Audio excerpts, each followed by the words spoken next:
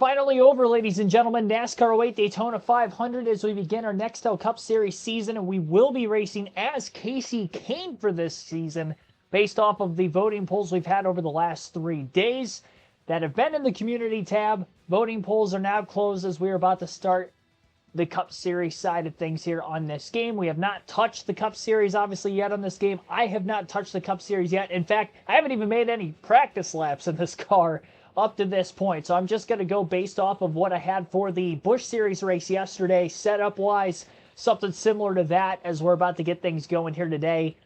So again, no practice. I didn't have time to do that. We do have to start the stream a little earlier tonight, and I was just getting back from work, had to get some water, get the stream set up and ready to go. So that is why we had a slight delay to the stream, but we're here now. Qualifying will be on the stream, obviously, and then we will have the Gatorade Dual Race along with the Daytona 500, so hence the earlier start for that reason. We'll probably run a little long here today compared to what we usually do, middle of the week at least, on these NASCAR EA streams. So, let's get into this. Kasey Kahne. I'm surprised he won the voting poll. We actually got down to the final 3 of Kahne, Jeff Gordon. Hang on, I gotta calibrate the Cup Series. Okay. Should be good now. Yep, we're good.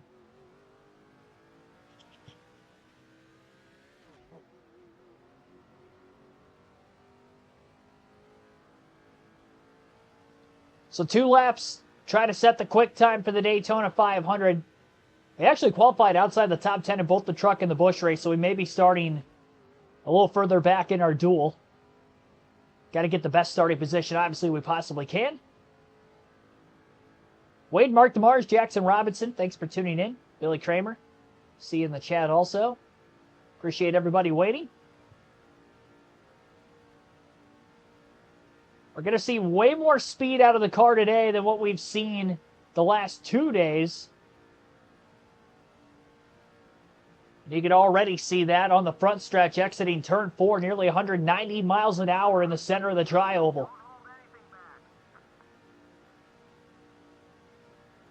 Car already feels a little tighter.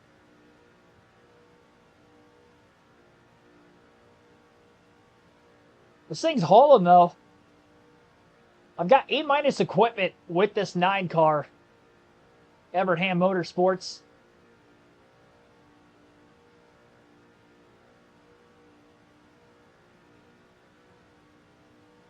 Yeah, we'll see if we can get Kasey Kahne his first career Cup title. Pretty early in his career still, too. 2007 season, this would only be his 4th full-time season in the Cup Series. All at this point would have been in this 9 car. At the start-finish line, oh my gosh. Last on lap 1 for Kasey Kahne. Oh boy. I was not expecting that. We're going to need a pickup here on lap 2.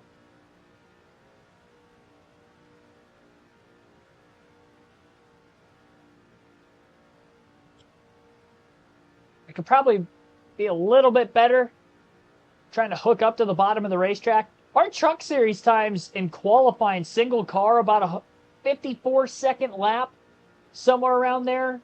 High 53s for those towards the pole. 47.0 single car, and I'm curious to see what the speeds are going to look like in the draft when we get into this duel.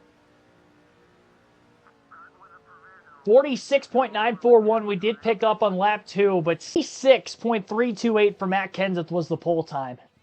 Our teammate Elliott Sadler qualified 5th, so we are going to have somebody in our duel. We will be in duel race number 1, and obviously we're going to be starting at the very back. Wow.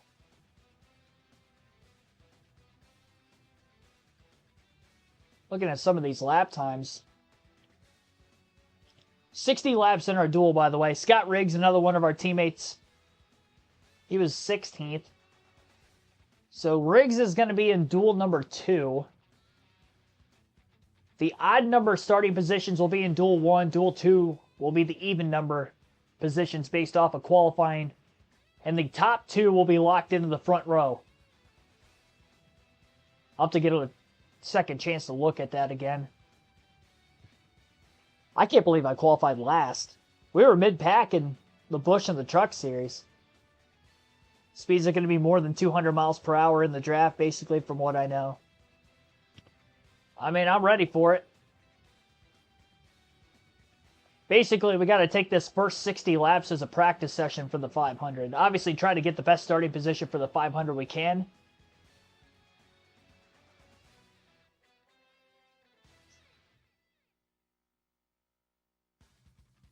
So Matt Kenseth and John Wood are the front row.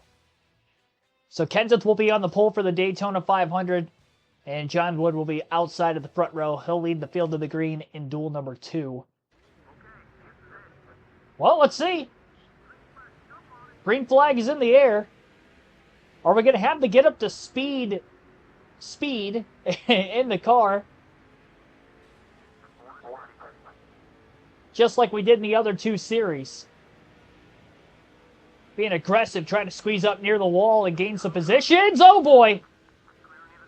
That car did not get going. Man, I can't talk. I'm flustered. Having to start at the back. That stalled me out quite a bit, too. Obviously, it hurt him more than it hurt me. I couldn't even tell who that was. That happened so quick. I don't know who I almost turned getting into turn 1 there. I had so much more speed than them, I thought I hit him square. He's just trying to bump draft him and about turned him. Nick the Gamer, thanks for tuning in. Michael Turner, welcome to the stream as well. Lap 1 of 60 is going to be led by Ryan Newman. He wasn't on the pole. I'm not sure exactly where he would have started this duel, but got to dodge out in front of the field here. We did not see a caution, obviously, for that slide by whoever was sideways right in front of us getting into the first turn. We're so close to the back of this lead pack. Currently in the 15th place position.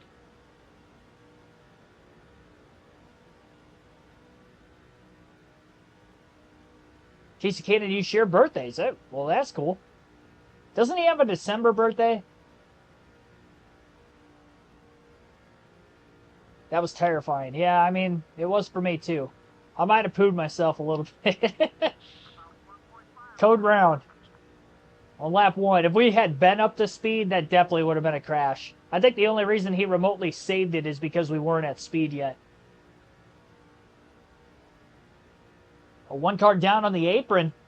Somebody might be blowing up from this lead pack. I couldn't tell who that was. Zero clue who that driver was down on the apron, but somebody's going to be out of the race already. That'll pick us up a position. So I am quicker than everybody else getting up to speed, just like we had in the Busch and the Truck Series. I was kind of trapped being on the outside lane, at least in the other 2 series we started on the bottom. 22 car field in this duel. So starting at the back, we were going to be on the top.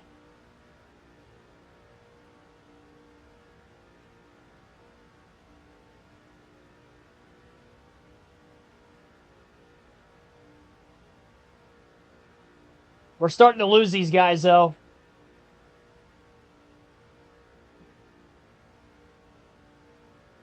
Looks like Sterling Marlin in the 14 car may be leading.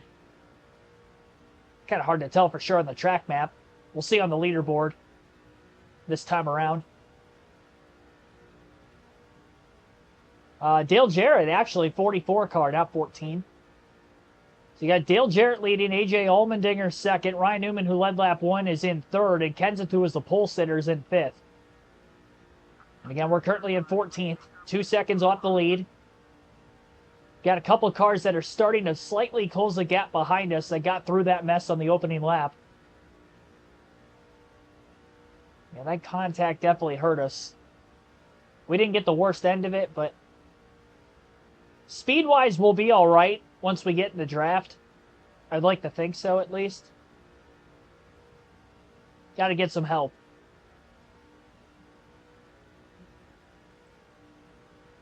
Better than where we started, though.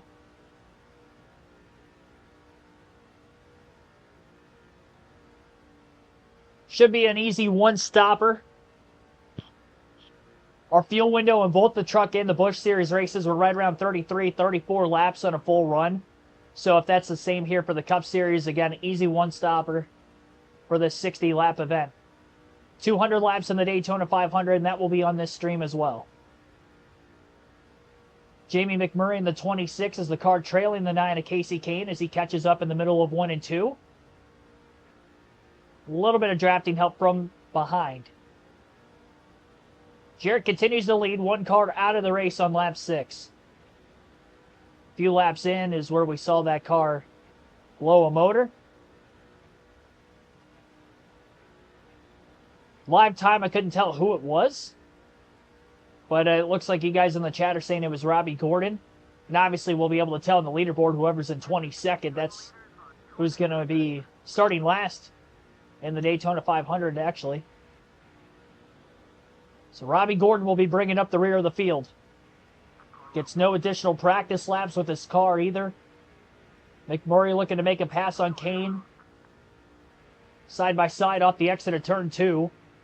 I preferably want him to clear us so we can just kind of draft in line behind him. So I'm not able to pull these cars with just him.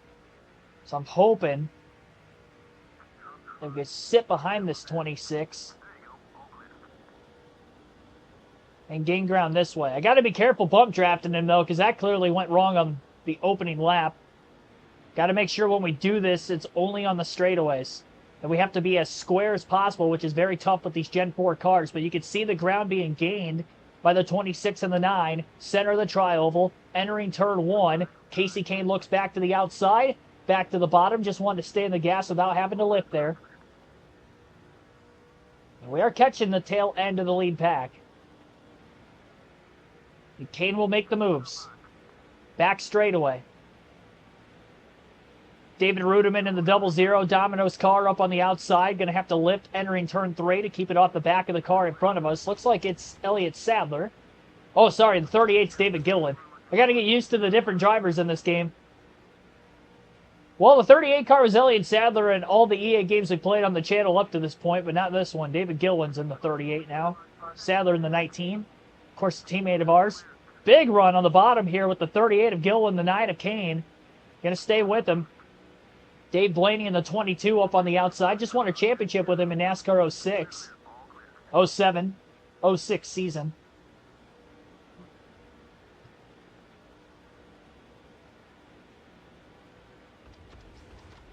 Can't tell who that is right in front of Sadler. I'm not able to look at the leaderboard as much as I'd like. So focused on trying not to lose any positions. Denny Hamlin in the 11 car was on the outside. So hard to build runs up to make passes. I'd say it's probably harder to do that on a super speedway here than the EA games prior to this. That's what it feels like for me, at least. I mean, I have to time it perfect, and even then, we can't get the help from behind. It's just not possible to make the pass. We don't have the best equipment, but we have good equipment. We'll be at least at an A- for our overall grade at every type of racetrack and discipline of racetrack we'll see this season, except for road courses. Road courses will be in the B, either B or B-. So apparently Casey Kane not a great road course racer. Well, Domino's bread. Yeah, they got good breadsticks. Honestly, I think Domino's is probably my favorite of the pizza chain places. All those franchises. It was Pizza Hut for a long time, but I feel like Domino's has grown on me quite a bit over the last several times that I have had it. Speaking of Domino's, that made the wrong pizza last night. It was not good. Oh, that's tough. Apparently Wade's experience with Domino's recently was not as good as what mine have been. Kenseth's back out in the lead. Mostly single file line.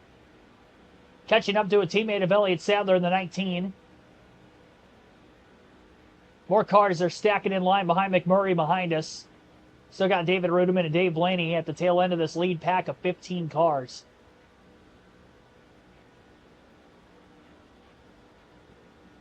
More of a gap that's starting to build between ourselves and Gilliland also. Trying to catch up as much as we can here down the back straightaway, entering turns 3 and 4. I just cannot get close to them. We need them to lift. They need to bottleneck, and that's where I'm really able to get some runs. We have not had many cautions so far for our speed weeks at Daytona. In fact, the truck race went caution-free through all 100 laps, so we only had one yellow in the Busch race yesterday, though it was the big one, the massive one on lap 9, where Yaley ended up upside down right in front of the pack from about 4th place, and it took out a ton of cars. And speaking of wreck, we've got one behind us. McMurray goes around off turn 2, and the caution's out for the first time today. And I don't think we're in the fuel window quite yet. Big hit there for the 26. That's identical to how Yaley crashed, only he didn't end up upside down like Yaley yesterday in the Busch race. Dave Blaney piles in from behind. It looked like one other car might have piled into Dave Blaney as well further back. Ruderman just escapes to the bottom. Truex involved, and actually I think Sterling Marlin in the 14 was also collected. So 4-car incident off turn 2 brings out our first caution of dual race number 1 here at Daytona.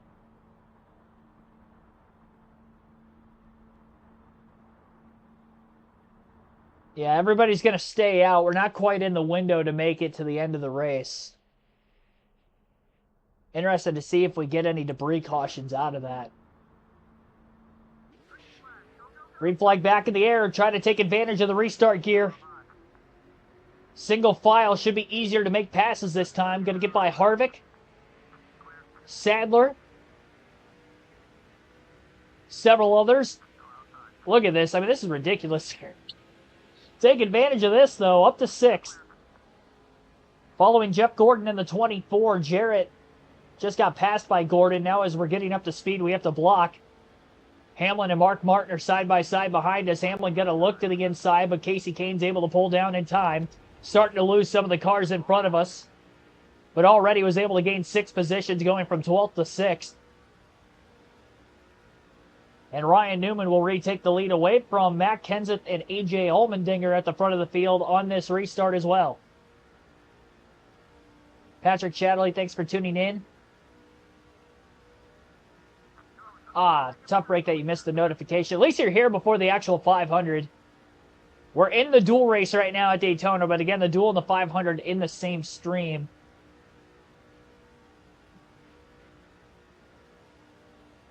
Lap 18 just had our first caution at lap 13. And we've got a slow car from the restart that seems to have blown an engine through the tri-oval the last time, and they're limping their way through 1 and 2. Might be Dave Blaney in the 22 car who was collected in that incident. Robbie Gordon already out of the race. A couple laps in, he blew a motor. Out of the lead pack. Qualified last. So made our way up to 6th. 12th before the caution. And all 20 cars that are still in this dual race are in the lead pack for the most part. Slight gap, obviously, between 5th and 6th they can see right in front of us. Halfway out of fuel at this point in the run, so definitely going to go a little less than 40 laps on a full run. It's probably going to be around 33, 34 green flag laps again. Yep, there's Blaney. Tough break. I'm pulling for him. Maybe he can make an upset run into the chase. Probably not, but I hope so. Just because we were able to take him to the promised land in our NASCAR 07 season. So Kenseth back to the lead after Newman led the first lap on the restart. Newman's timing his restarts out well because he actually led the first lap of the race as well, despite not starting on the pole in this duel.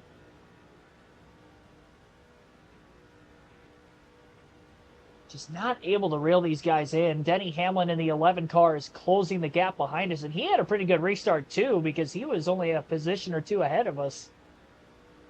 He must have followed me when I got to the bottom. Might have to let him in front and try to bump draft him and get to this lead pack just as we did earlier. From 15th to about 14th and made a couple of passes.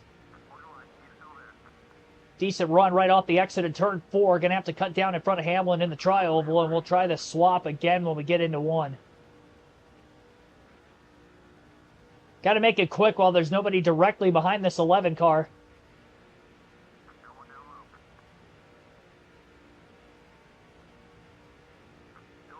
Off the exit of turn 2. Side by side. Hamlin just cannot clear this 9. I don't want to lift and potentially lose him.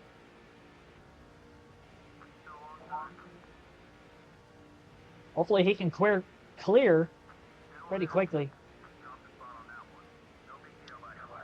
All right. I don't want to cross him over. I'm burping the throttle and I just can't can't get behind him. Both losing ground. I was not trying to cross him over. I was off the gas partially on the exit of turn 4. Trying not to clear him. Come on, Denny, get around me. Get around me and stay around me.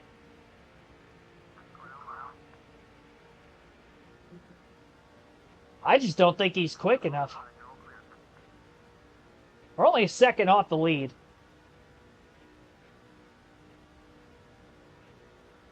Get up to speed quicker when we leave pit road. We'll probably end up being the leader. Probably going to have to be a 4-tire stop, I'd imagine. Usually in the duels you'd go fuel only, but we've actually had quite a bit of tire wear on this older Daytona surface through the first 2 races we've ran with the Busch and truck race. It's going to be interesting because if we can get to lap 30 before the tire wear gets into the yellow on the indicator, that'll tell me around lap 30 what we can do for strategy. Field passes, no. I cannot swap to different teammates in this game. Yeah, right rear's wearing out. It's only lap 23 too, so it's probably going to be 4-tire stops for the entire race again. And remember, we do have a tire limit when we get into the 500. Obviously not in this duel, but I can only change tires up to 5 times in the Daytona 500, so we are going to have to manage them pretty well. 500-mile race on this bumpy Daytona surface. We'll see how that goes. Hamlin finally able to clear. Casey Kane didn't cross him over that time, so we can bump draft him on the back straightaway. And trying to inch closer to the back of the single file line just in front of us. A little wobbly getting into the center of 3 and 4.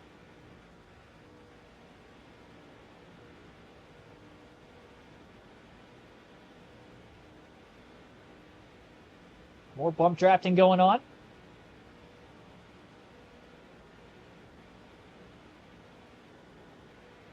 Oh, Hamlin a little loose, but he stayed in the throttle. I don't know how he got loose like that and still is in the process of making the pass on Jeff Gordon.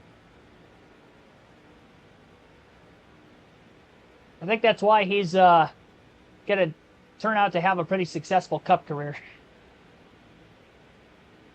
Just follow Hamlin, try to get by Jeff Gordon if we can.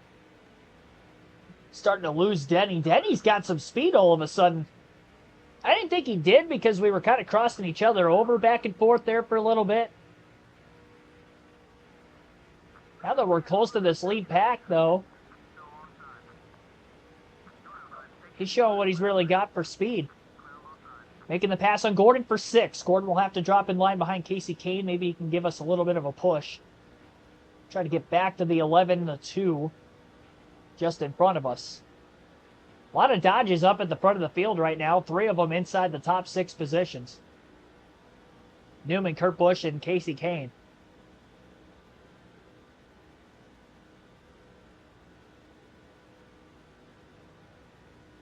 Wait, that's not Kurt Busch. That is Newman. Oh, yeah, that's right. Newman's got the powdered blue Alltel scheme. That's right. From behind, it looked like the Miller Lite scheme from around the same time period. I had the wrong Penske car, so never mind. There's only one Penske. Kurt Busch probably isn't even in this race, actually, now that I'm looking at the leaderboard. It looked like Kurt Busch from behind. So not only got to get used to the driver changes from NASCAR 07, but I'm going to have to get used to the different paint schemes, too. I will say I like this paint scheme for Casey Kane better than what he had the season before. Though this is our only paint scheme for the season, so I won't be able to change it. This will be it for all 36 races.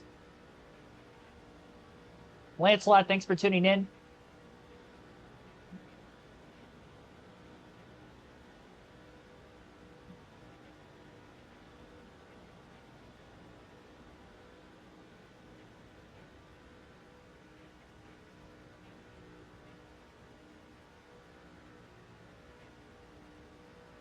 Still looking at 20 cars in the race. We'd like to win this duel, obviously, if possible. If we could do so, we'll be starting third in the Daytona 500.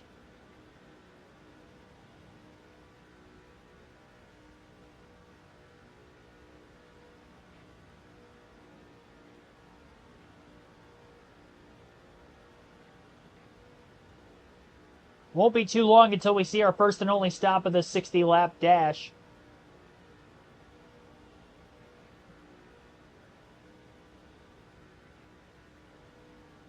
I don't think we're the fastest car here, but I didn't think that for the Busch Series race either until we were able to get to the front of the field, and then we just kind of controlled the rest of the race. So it's just about track position and trying to keep it. And it'll probably be harder for the Cup races with them being longer, even if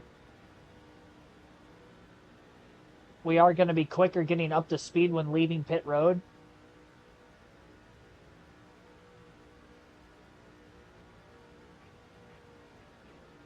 Kane and Gordon still starting to lose the top 5 cars. Kind of similar to when Denny Hamlin and Kasey Kahne were in the same predicament about a half a dozen laps ago. Might have had a bit of a checkup at the end of the front stretch. Kane getting a bit of a pole now on Denny Hamlin, but he's just going to lose him in the middle of 1 and 2. And Jeff Gordon in the 24 is starting to reel us in simultaneously. Dale Jarrett back to the lead in the 44.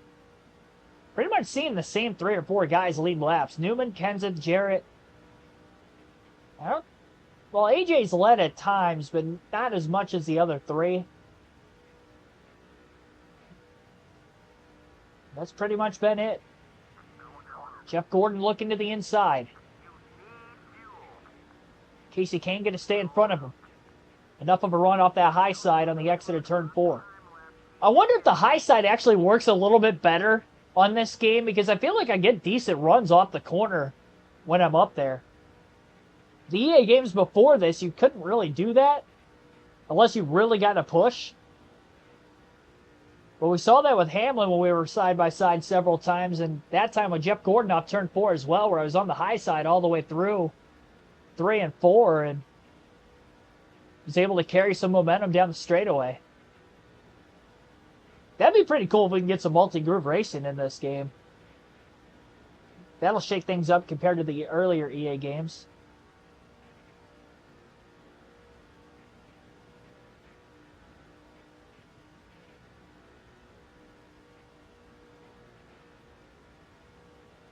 We are a little past halfway. Kane has not yet cracked the top 5. He's been close. Oh, trouble! Car against the wall! Dale Jarrett in the 44. No caution. We stay green. Gordon's got to run under Kane. Big run coming. I almost wrecked him trying to throw that block. How did we not get a caution for that? That was a pretty big impact for Jarrett. Same spot McMurray crashed on lap 13. Same spot on lap 9 of the Busch race yesterday where Yaley flipped. Calamity Corner seems to be turn 2 for everybody here in this race, or racetrack. Leader has gotten away. I believe it was AJ Allmendinger in the 84. AJ, a rookie for Red Bull Racing. Hope he's all right. That was a big hit. Drops him out of the top 6. And if we stay green, out of contention to win this race, we'll see if he stays in the race, because that was a massive shot for Jarrett. And we've got some leaders headed to pit road. Gordon slowed up with the cars pitting off of turn 4. Kane gets around him for second. No bonus points or points at all awarded to any of the finishers, so leading a lap really doesn't do anything for us. Another car that was just leaving pit road there. It looked like Sterling Marlin. Lap 34 right now. It's going to have to be a 4-tire stop, and we will be pitting this time. I believe Kenseth is the leader in the 17. Kenseth will be pitting here. It looks like Gordon drops to the bottom. He'll be pitting, so we'll have some drafting partners depending on where exactly we cycle. Again, we should be quicker getting up to speed. I didn't practice, so no practice pit stop. They're checking up a ton coming into the pits. Wow, we're going to beat them by a lot coming in. Solid pit road entry, no adjustments here. 4 tires and a full tank of gas. 15.341 is our estimated pit stop time. So we were quick coming into the pits and maybe leaving. I will say the AI seemed quick coming into the pits in the other 2 series, but leaving they were slow. We'll take all the gains we can get. Cautions are going to be what's going to keep things interesting in the 500. The more yells we get, the harder it's going to be for us to win this race, because I don't think we're going to have the speed to win. But if we have the track position, that could be huge. And we'll maybe see that here in this duel. That was a slower than expected pit stop. 19 seconds. Not great. Kenseth Gordon going to try to get up to speed around Casey Kane. Casey trying to beat them up to speed. Down on the apron of the racetrack. Going to pass Gordon down on the apron. Good thing it's wide here at Daytona. We're going to be able to do this. It's not as wide nowadays. Maybe this game makes it wider than what it actually is, too. But Casey Kane's going to cycle to the lead here as we leave pit road with 26 laps to go in dual race number 1. Now it's about getting up to speed as quick as we can, because there are cars already at speed that are humming. 1.7 seconds over second place for the moment. Can they draft back up to Casey Kane? Because at times we saw that happen in the Busch race yesterday, but at other times we didn't. After the last pit stop, they were never able to catch up to Martin Truex Jr., who were racing as in that season, and we ended up going on to win by 3 seconds. A 1.6 second gap here. And there also was lap traffic in that Busch race, too. There's no lap traffic with the short field in this one, plus the early caution.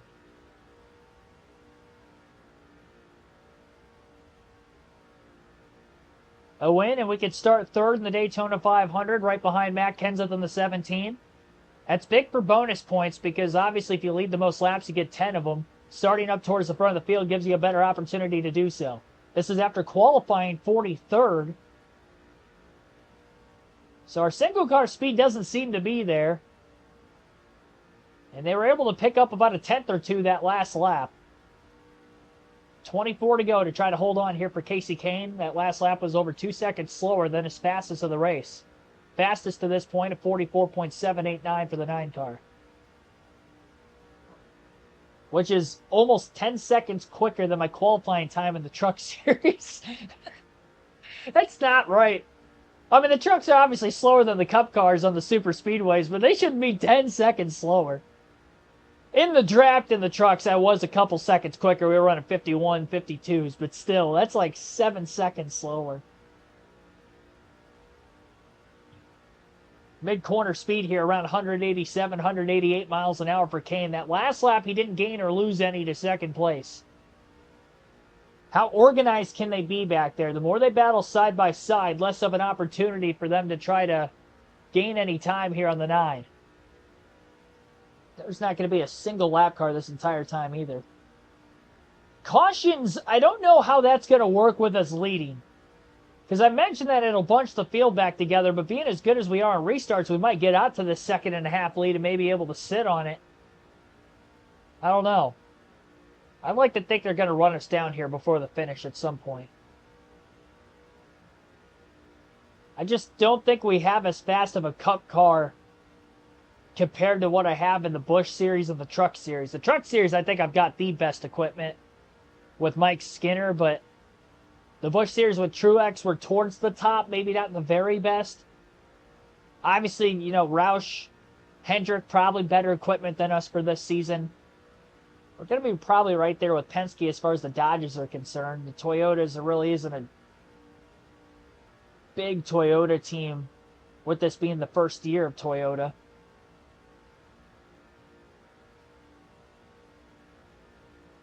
Top 12 make the chase in 2007. So expanded chase.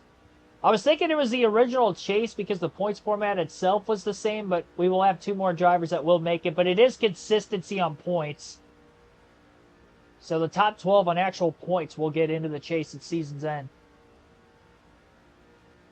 Another slow car on the racetrack exiting turn 2 for where we're at on track. We'll get to see who that is if the leaderboard doesn't scroll through quick enough by the time we get to that car. Which I think the leaderboard's going to get there first. So whoever's in 19th. Looks like it's just one single car that's kind of running us down right now. Maybe 2. I mean, they're separated by a little bit. Lapper's in the middle of 3 and 4. I couldn't tell who that was. Kevin Harvick. It was the shell car. So Harvick is done.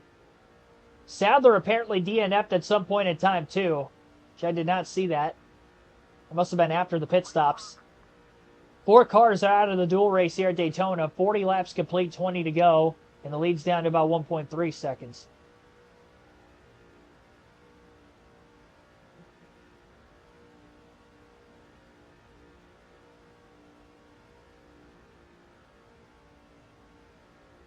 We went in with about a 7 to 8 of a second deficit when the pit stop sequence started. So we really net gained about 2 seconds on and off of pit road, plus the pit stop itself.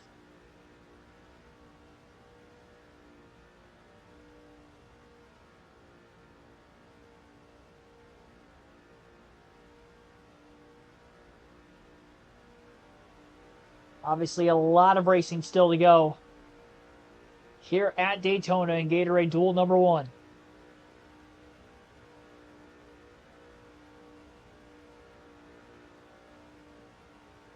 Just got to try to be as smooth as we can.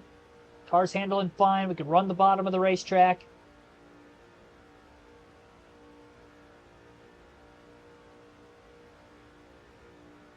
No, I don't know what the black and white dots are still. I didn't look into that at all. It's got to be a glitch. I mean, they change every so often.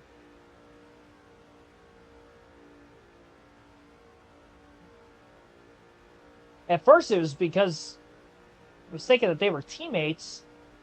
But obviously, there's way more than 2 or 3 black dots. So that wouldn't be right. Then I was thinking maybe it's drivers who have led a lap in the race. But there also hasn't been that many different leaders. Probably 5 or 6 at the most. And there's more than that many black dots again.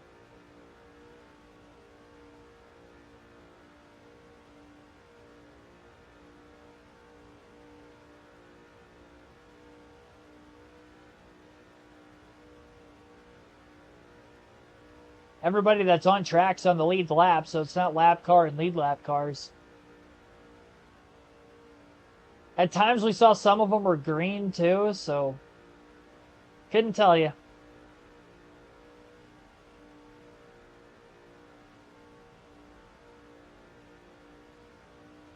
Five stops, pitting every 34 laps. Yeah, we're definitely going to have to stretch it as much as we can because I can only pit 5 times for tires in the Cup Series, so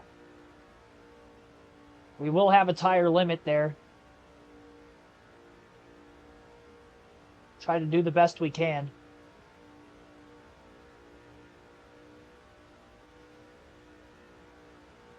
They gained a couple tenths on me right away when it was about 1.6 seconds off the lead. It's down to 1.3. Will they get there in time?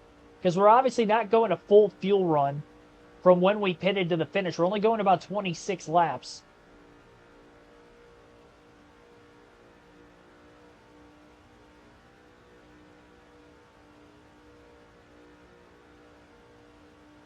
And still staying right around 1.3 to 1.4.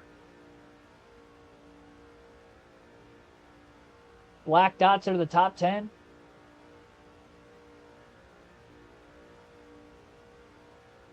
Green dots are teammates. I mean, that could make sense.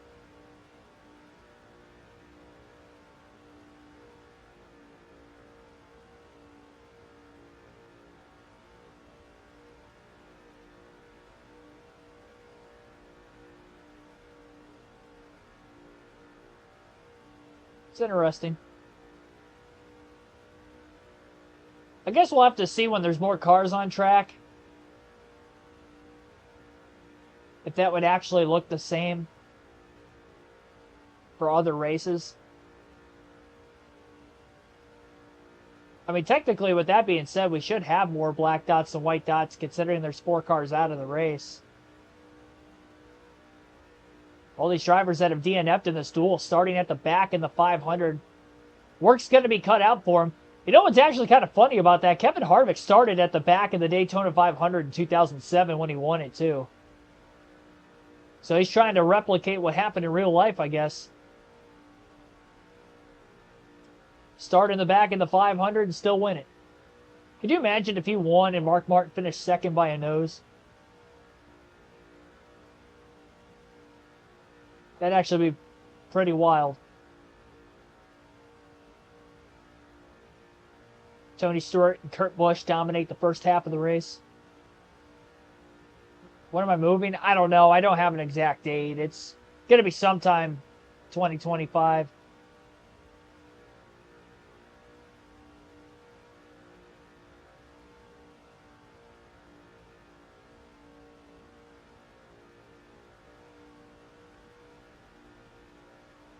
Yeah, still 1.3 to 1.4. I mean, they're just not closing the gap. Laps are going by pretty quickly at this point.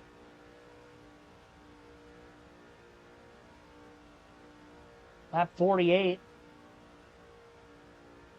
I just don't think there's enough of them tightly bunched together to actually draft to us, and I think that's why they're not really closing in at all. It just feels like the single car speed is just equal with pretty much everybody. And I think that's why it's so hard for me to make passes. We've made so many passes on strategy just between the Busch race and this race alone through pit stops. I haven't actually outright made a pass for the lead not on pit road outside of the initial start of the truck race when they were so slow getting up to speed in the truck series compared to the other series, and we went from 13th to 1st before we got into turn 1.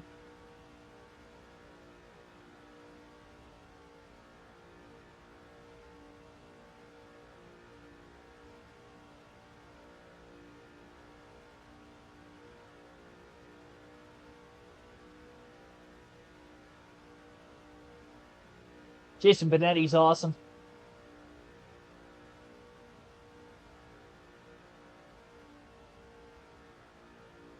Studying IMSA? Not at the moment. I will definitely have all the notes I needed to be prepared for the Rolex 24.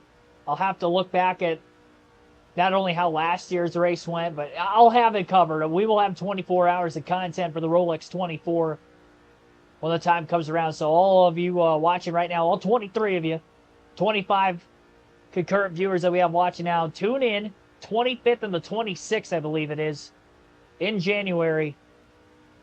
Rolex 24, all 24-hour coverage right here on the channel, live commentary stream, just as we would do for the NASCAR races through the season. First time ever, the Rolex 24. I can't wait for it. Anytime I'm kind of like daydreaming at work, I'm kind of thinking about it. I'm mapping out a strategy as to how I'm going to do it. Because I'm going to obviously have to eat and stay up on fluids as the stream's going on. So I'm going to try to break it up in increments where I'm only airing the actual broadcast for like a 20-minute stretch or something so I can get something to eat in certain hours of the day. Because I'm not going to go 24 hours without eating. That's ridiculous. I never eat while I'm on stream either. Even if we have rain delays for the Cup Series, I just kind of let it ride. I can go 6-8 hours. I'll have to use the bathroom every now and then if we have a longer Cup stream or something of that nature, but I'm usually pretty good with not leaving more than once or twice at the very most.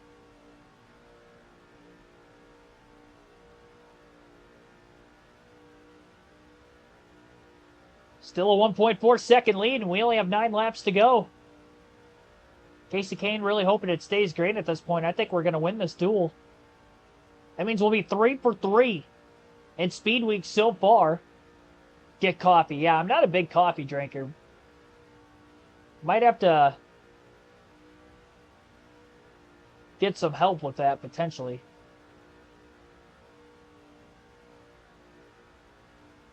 I don't intake caffeine much. And when I do, I get kind of jittery just because I don't drink it enough.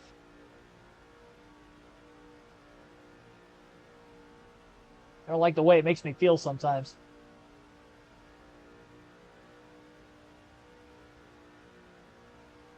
Plenty of water. I hope I don't lose my voice. Like, that's the big thing.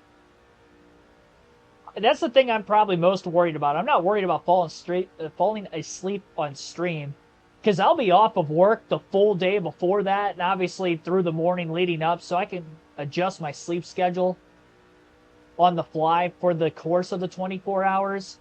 And I think sleep-wise, I mean, yeah, I'll be tired at the end of it, but I'd like to think I'm still going to have enough energy to bring you guys the coverage needed to still put on a good show. The problem, I think, is just trying to make sure I still have my voice after 24 hours. I mean, obviously, just like we would typically do over the NASCAR live commentary streams, I'll have the actual broadcast at times. You know, it's not going to be just me for 24 hours. That'd just be ridiculous. Especially not having, like, anybody else, you know, commentating it with me. It's literally just me. Per usual.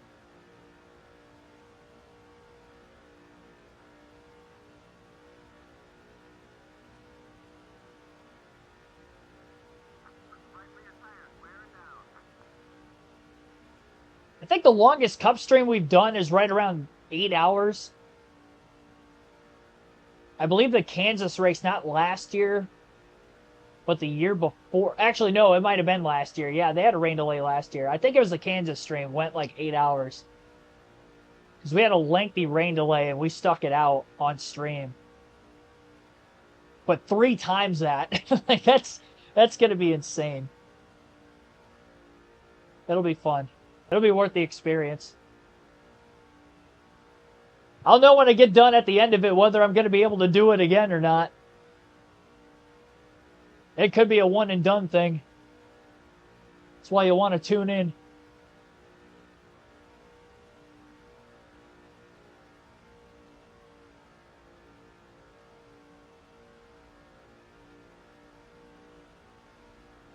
Oh yeah, I'm definitely going to stock on food. That's for sure. There's going to be a lot of microwave meals, a lot of snacks I'm going to be going through over those 24 hours. I'll need stuff quick.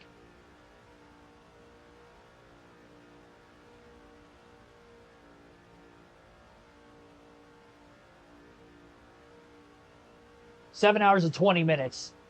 So it wasn't quite 8 hours. It was a long one, though. We've had a few of them go over 6 hours. But I believe that was the longest. Still 1.4 second lead. Time is winding down for the competition here. Just 4 laps to go in Gatorade Duel number 1.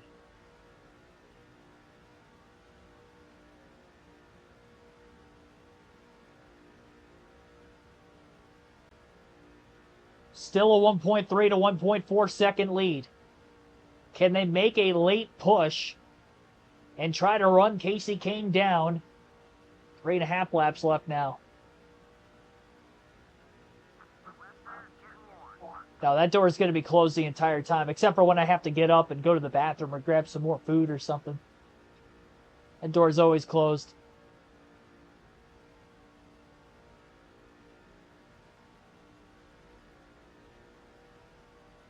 Daytona races usually all 6 hours plus. No, not really.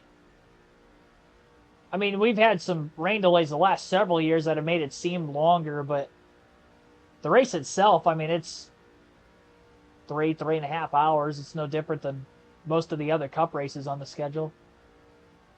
Actually, that's one of the longer ones. I feel like nowadays the cup races are between 2.5 to 3 hours a lot.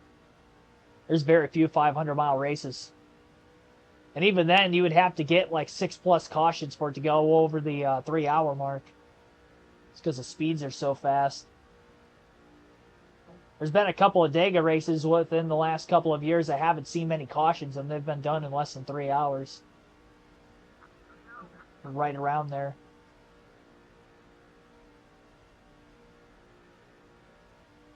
I mean, even the 600, which is the longest race of the season, that's usually right around 4.5 at the very most. The race itself, obviously we go live like a half hour before the race too. Half hour before, and usually stay live for about 15, 20 minutes or more after the fact with the Cup Series streams. That's why the streams end up a little bit longer, obviously, than the race itself.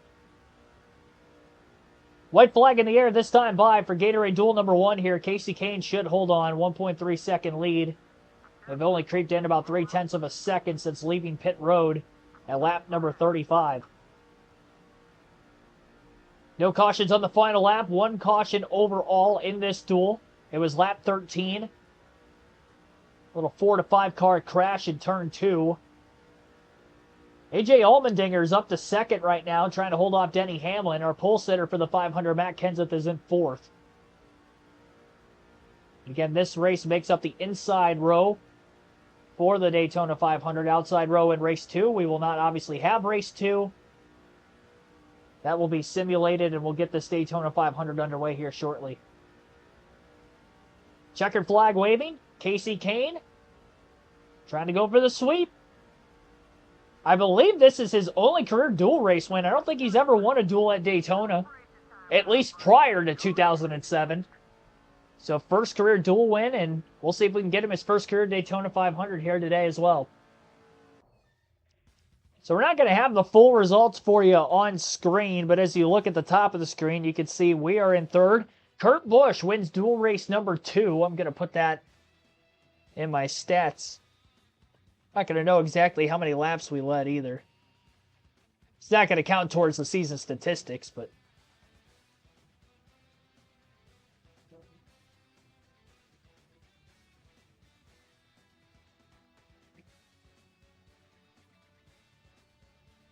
yeah, I think the more cautions we get, I think the more that could hurt us. Can't speed on pit road, got to execute. I didn't lead before I pitted. So I would imagine we just pretty much led those last 36 laps, and those were the only laps we led the entire duel. So I'll just put 36 laps led.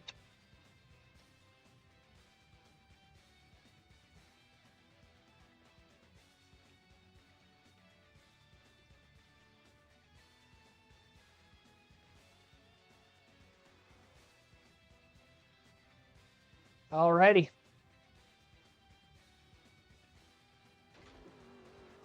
So Dodge getting the sweep of the duels. No practice. We're going to go right into this. Let me take a quick drink. Bump my camera there a little bit. Making sure everything's still centered. Yeah, we're good. All right. Just in time, everybody just tuning in. We just wrapped up dual race number 1.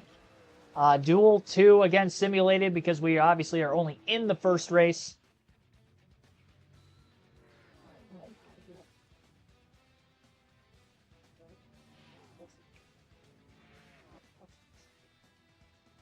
A lot of Dodges up in the top 10.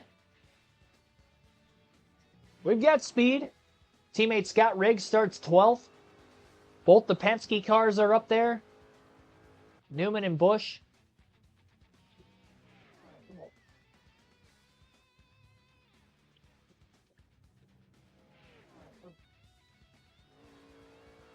I think some of the bigger guys to look out for that are starting at the back. Dale Jarrett had a lot of speed and led quite a few laps in our duel. Had that on-track incident. He did finish, but pretty far back in the field. Kevin Harvick DNF'd. There you see 29th is where Jarrett starts. Kevin Harvick's going to be starting towards the tail. He DNF'd. Blew an engine middle of the duel. So he'll be starting outside the top 35. 37th for Harvick. So we had 4 DNFs and 1 caution. John Fleming, thanks for tuning in. Here we go. Green flag in the air. Try to get this launch on the start. No out of bounds for ourselves in this game, obviously, so if you see me pass below the yellow line, it's legal. If they're not going to penalize me, I'll go down there. Great launch up the start here for Kasey Kahne in the 9. Gets out ahead of the pole sitter, Matt Kenseth, as well as the outside front row sitter of John Wood in the 21. Now they're getting a big run on us down the back straightaway. Kahne going to block as he tries to lead the opening lap of the race. And it's all about trying to maintain track position as well as we can. Keep the car clean throughout. And see if we can win this Daytona 500 by the end of the race.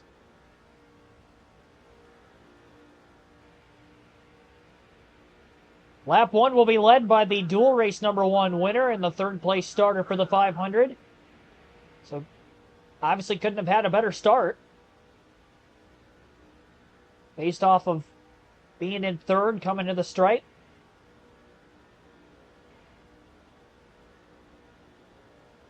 Kenseth looking for a run on the outside. Stalled out. Newman's a little bit too far back. Kenseth drops down to the bottom, right in front of Wood. Actually, I think it's Kurt Busch. I'm going to be getting Kurt Busch and Ryan Newman mixed up so much. Their schemes look so similar when they're close to each other. I think Kurt's got a slightly darker blue car. But I'm also colorblind, so that makes it difficult for me. All blue looks the same. It's hard for me to tell shades of color. I have a hard time differentiating it as it is.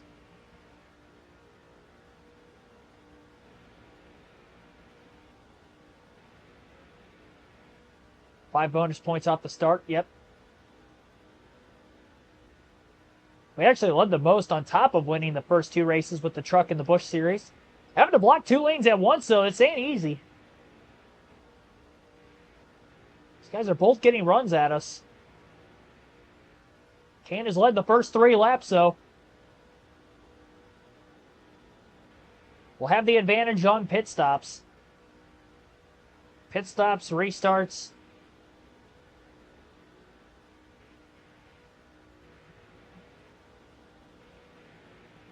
Kenseth Busch on the high side. It's AJ Allmendinger on the bottom behind John Wood.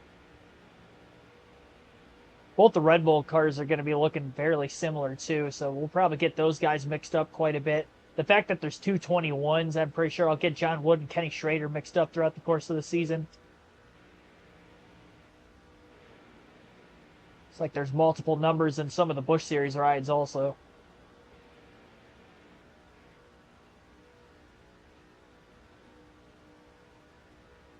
Oh, Jamie McMurray's out of the race already. Wow. What a tough speed week for McMurray. He just crashed out in the duel earlier, and now he's out of the Daytona 500. Ouch. It can't get any worse than that to start your Cup season. Wreck out of the duel, last in the 500. We'll be last in points when we enter race 2 at California in a couple days. We've got the truck race tomorrow at California, followed by the Busch race on Thursday, and we'll do our Cup event on Friday. All 42 cars that are still in this race in this giant lead pack at the front of the field.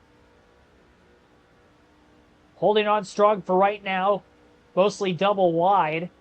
Not in the top couple positions behind Kahne out of the rearview mirror, mostly single file now through the front view.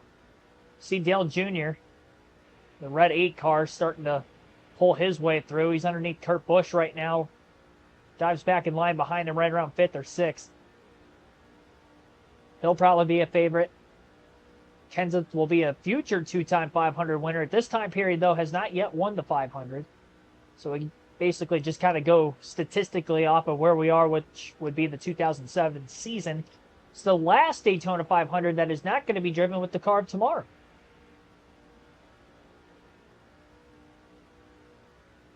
Kenseth the King getting out ahead just a little bit. Allmendinger and Kurt Busch still kind of holding up in 3rd and 4th for now. Run's getting easier to block on Kenseth as he doesn't have a strong push from behind.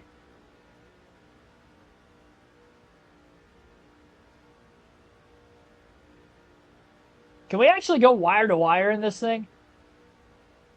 There's no way the cautions are going to be able to work out for ourselves to do that. I doubt it. We literally have to take almost every run as far as we can because we can only pit for tires 5 times, and we have a lot of tire wear. Again, we will have tire limits in all 3 series. We didn't have to come into an issue with that with the first 2 races. Our Truck Series limit is 3, and 4 of them for the Busch Series, but we didn't pit that many times in those races. We will have some races, especially with how cautions may play out at intermediates, where that could become an issue, but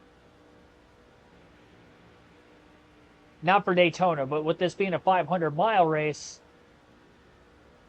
we're going to have to maybe push it a little bit more. The 400-mile races, maybe not as much, but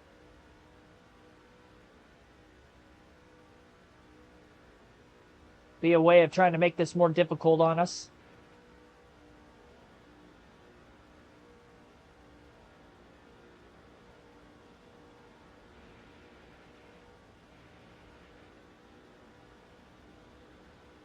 So we're looking at 33 to 34 laps being the window. It's the same all the way across for the Truck, Busch, and Cup Series. And we know our fuel window for the Cup Series because we ran the 60-lap duel. We did have a caution in there, so maybe a little bit skewed, but primarily about the same. Big squeeze by Allmendinger. Just got to the outside of Matt Kenseth. Wasn't a lot of room there, but he did a great job keeping it off the wall, keeping his foot in the gas. Couldn't quite pull alongside the 9 of Casey Kane before he was able to move up and block right off the exit of turn 2.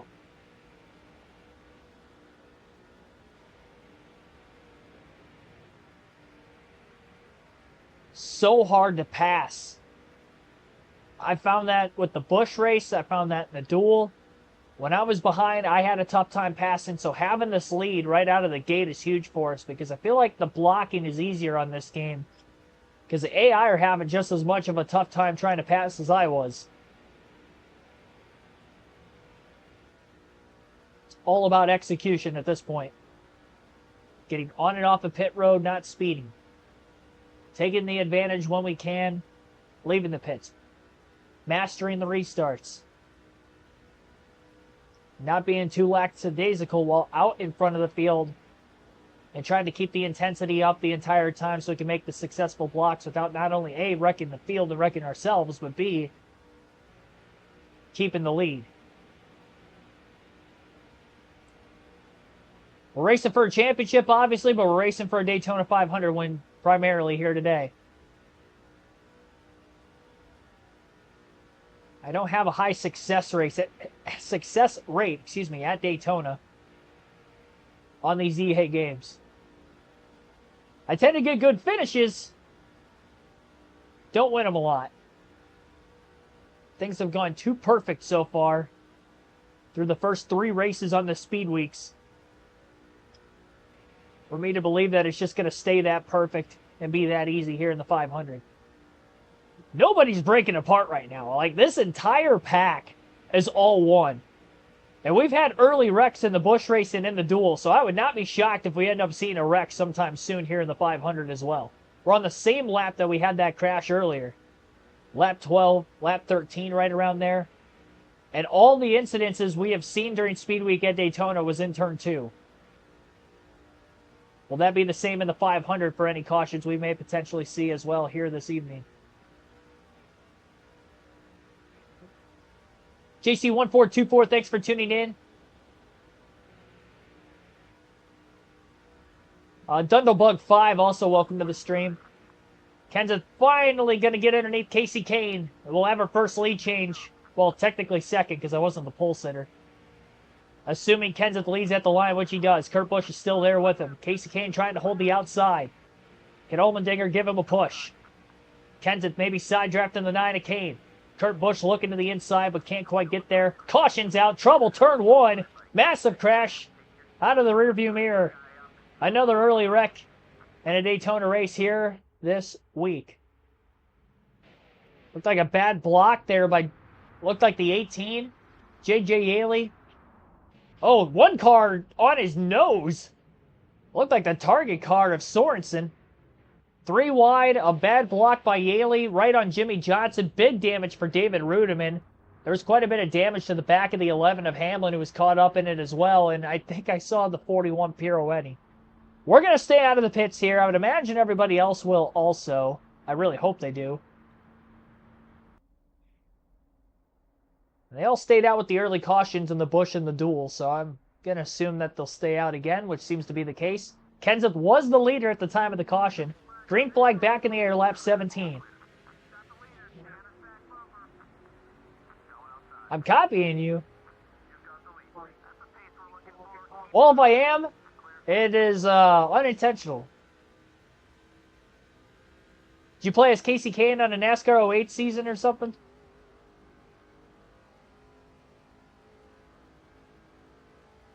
There are quite a few cars caught up in that, and I wonder if we're going to get any debris yellows. Although we didn't see any debris yellows in the Busch race or the duel. Although the duel had a lot less cars collected than what we just saw there. And you could argue that that was the big one, or a big one, at Daytona. I'll leave it up in the chat to you guys. Do you think that was the big one? We saw a big one in the Busch race. There's no argument about that yesterday. The massive crash in that race. There were several cars involved, for sure. Single file restart. Obviously no lap cars to line up on the inside of the lead lap cars. Casey Kane quickly got back by Matt Kenseth. Kenseth had the lead by a nose at the time of the caution, so the only 2 drivers to lead so far are the 9 and the 17. A few extra laps led under the yellow there for Kenseth. He only led 1 green flag lap prior to the yellow. And luckily, we were obviously in front of everything that happened behind us. Mostly single file line up here at the front of the field. Kenseth looking real low. He was able to keep his car pinned down to that yellow line off turn 4.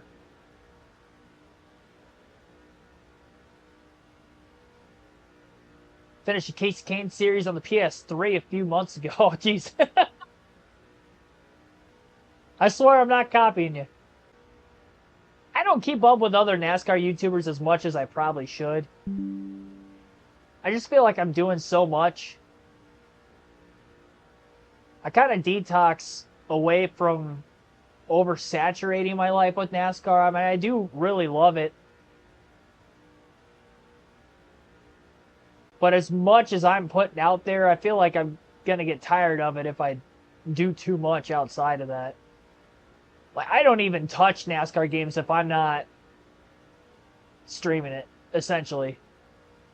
If I have time to play other video games, I'm playing other games. I'm not doing this. I tried doing that a couple years ago when I first started the channel, and it was just too much. Caution again, that might be for debris.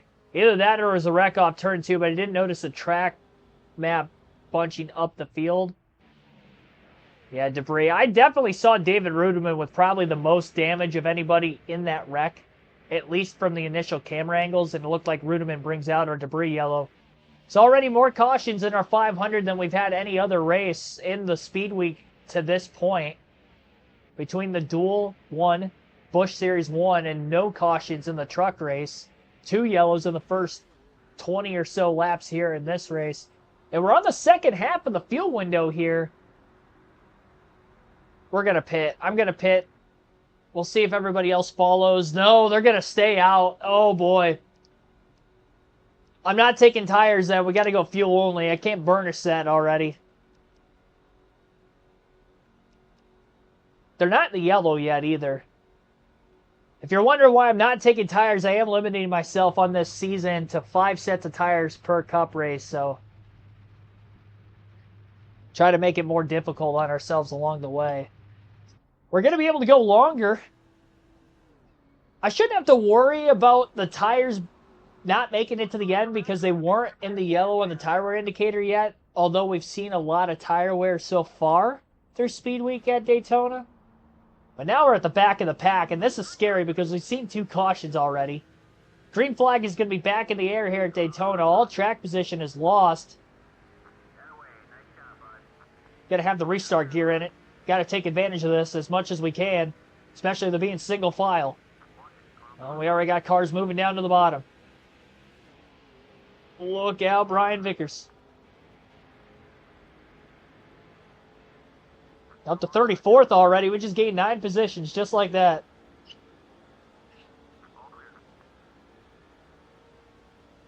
Problem is when I'm in 4th gear down the back straightaway, it does take me a little extra minute from that point, and that's where they kind of start to either catch back up to us and or pull away from us if there's somebody in front.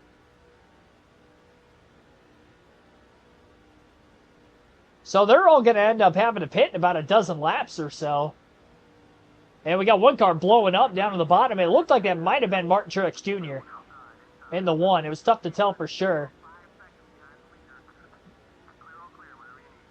I'm already having more fun with this than what we had the last 2 days. I feel like this Cup Series might be more competitive than the Busch and the Truck Series, at least by way of Daytona races. I wasn't drafting away from the pack with Kenseth even when I was at the front of the field. Barely staying in front of Jeff Burton for right now, 33rd. That car dropping out of the race. It's at least 2 cars that are out now. McMurray in the opening laps DNF'd as well.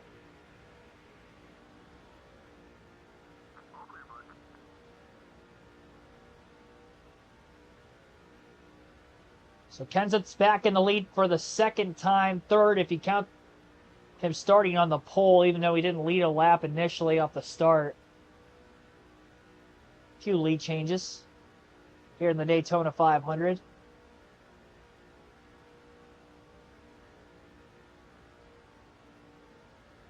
We also got to watch out if there is debris to miss it. Because I'd assume most of those cars with damage are in front of us. I didn't notice anybody with significant damage that we passed on the restart. I still did not see who that was that might have blown an engine, by the way. We're getting to the tail end of the leaderboard. I'll see it here in a couple laps.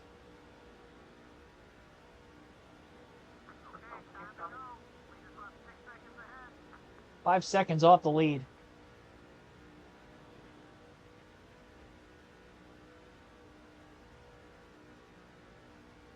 Giving up the bottom. I want to see if we can draft behind somebody and push them up here. John Wood, who started 2nd in this race, qualifying on the outside of the front row for the Daytona 500, is out.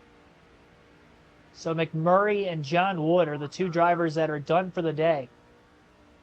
I wouldn't say Wood was a favorite by any means, but it sucks to qualify as well as he did and not be able to show for it here in the race because of an early exit. Not sure if he might have had damage from that incident. I think he might have been ahead of it still. I don't know exactly where J.J. Yaley was running. I noticed Johnson qualified 18th. I do remember that. But I don't know exactly where the wreck took place by way of running order at that time. Bump drafting Robbie Gordon. Go right in the middle of the corner. That was aggressive. We're catching David Rudiman in the 00. He's right in front of us. That deck lid is flapping in the wind. Robbie Gordon and I going to split him. That car can't be anywhere near as fast as it was. Going to get back by both cars.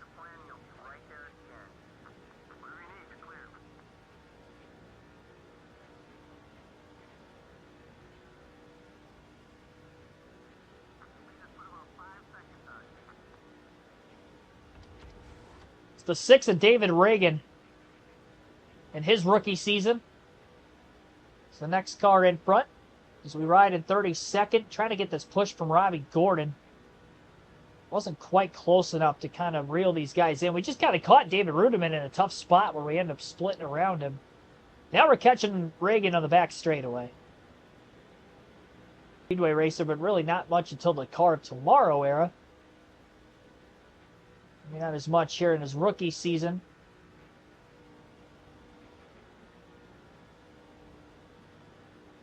He had a decent run, though, in the race yesterday for the Busch Series. He pretty much was top 10 the whole day. Although he'll probably be more competitive in that season than what he will in this season, if I had to guess.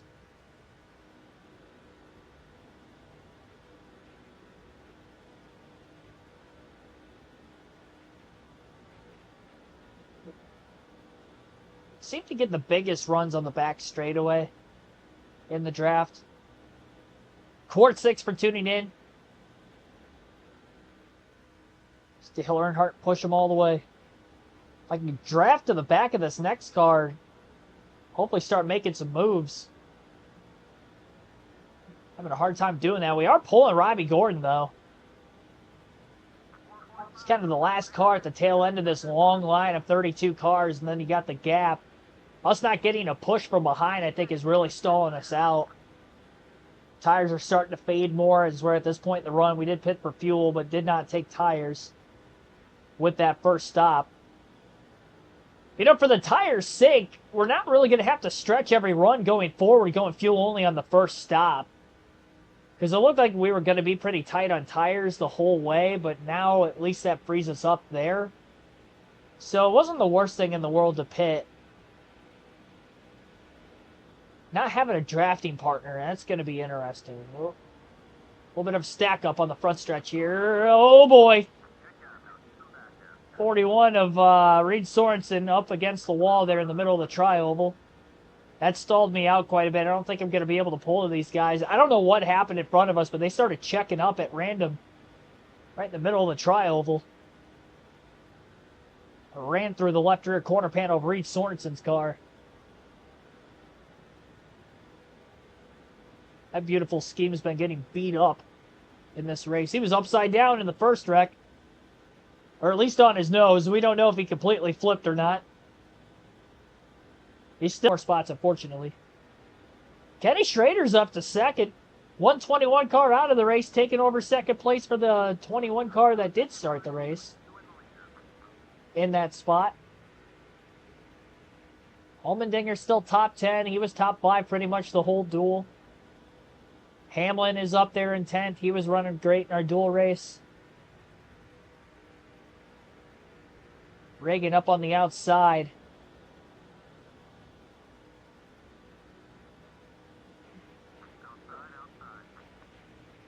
See Kevin Harvick a couple positions ahead of us. He started at the tail end of the pack, so he's just inside the top 30. The problem is he's the tail end of the group, and I think that's why these guys start to lose us after a while. Caution. Well, that didn't take long. Our third yellow of the race. Trouble again. Oh my gosh. Jeff Burton, the 31, and that looked to be off turn 2? Maybe it was turn 4 at the tail end of the field. Yeah, he was behind us. That was turn 4, tail end of the pack, as David Rudiman looked like he was the only car behind him. Up on his side. Caution's out. I'd imagine everybody's going to pit here. We've got to be close to pit stops now. Well, now that kind of sucks the way the cautions have played out, because we're going to end up pitting with everybody. And we're going to have to take tires this time. So I guess we gave up the track position for nothing at the start. It's the way the cookie crumbles sometimes. You know, when you pit from the lead, you're expecting more cars to come behind you. We are so slow right now. There's no chance we're going to gain many spots on pit road. Gymnastics, Jeff Burton, yep. Well, we're going to top off while we're here, obviously. 4 tires. Yeah, that strategy hurt, honestly. This is our first caution flag pit stop of all of Speed Weeks. 3 yellows in this race. I'm kind of befuddled we had 3 cautions in 1 green flag run. Not 1 green flag run, that doesn't make any sense. 3 cautions over 1 tire stint and 1 fuel run. I guess we didn't really end up saving tires either, too, because we ended up pitting right around where we would have if we had just stayed out the entire time. What lap did that caution come out? I guess we'll know on the restart. We'll just subtract 3 laps from it.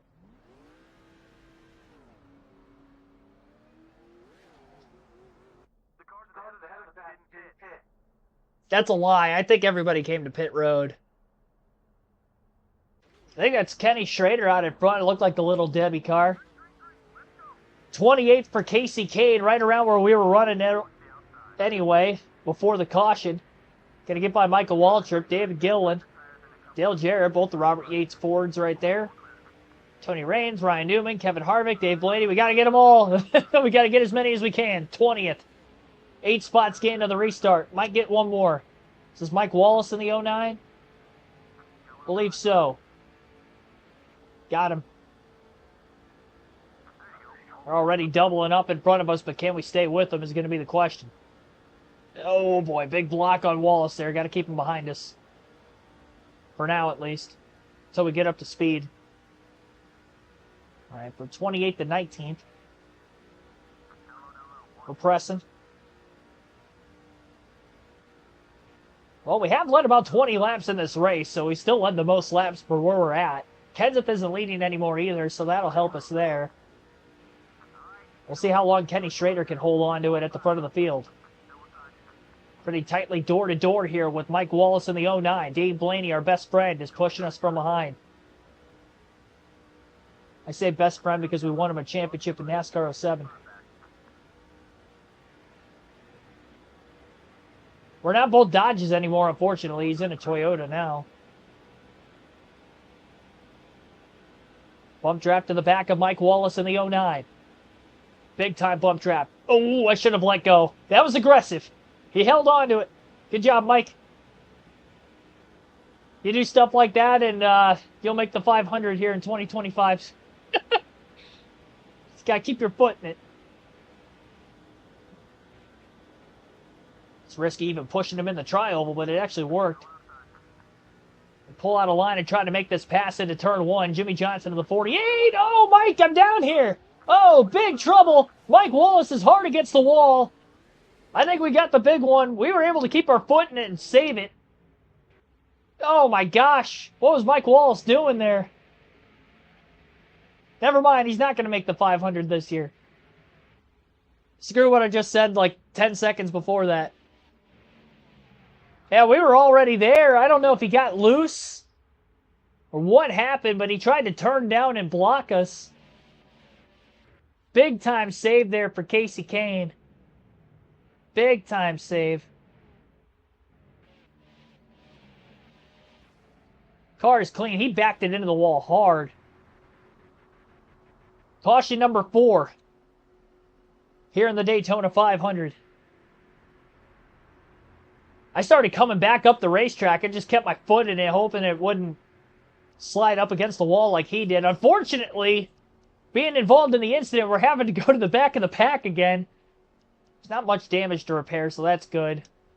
I'm so glad we didn't have much damage from that. Yeah, he definitely came down. I don't know if he got loose or if he was just coming down. I mean, we were halfway underneath him. It wasn't even close.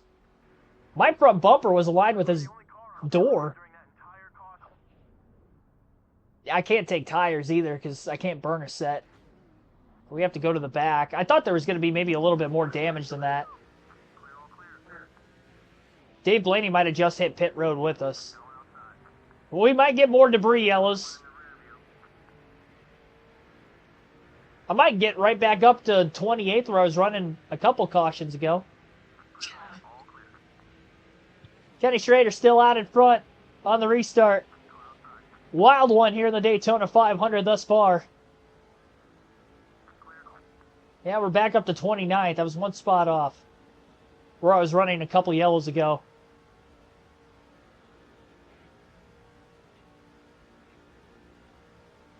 He's mired back in traffic right now. I just knew the way the speed weeks were going so far, it wasn't going to be that easy. There was no way it was going to be as easy as it was to try to get the clean sweep. I don't know that I've done that on an EA game where I've won the truck, push, duel, and the 500. I don't think I've done that. Because I very rarely win at Daytona as it is on these EA games. I feel like I have more success at Talladega.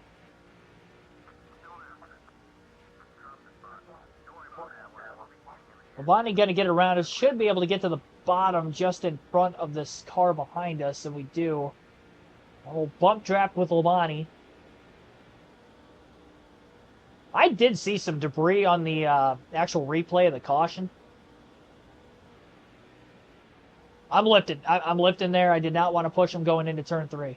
I saw how loose Mike Bliss got earlier. Or Mike Wallace. Mike Bliss drove that car too. The 09 car is famous for a guy by the name of Mike driving it. So Brad came along and he actually won in the damn thing.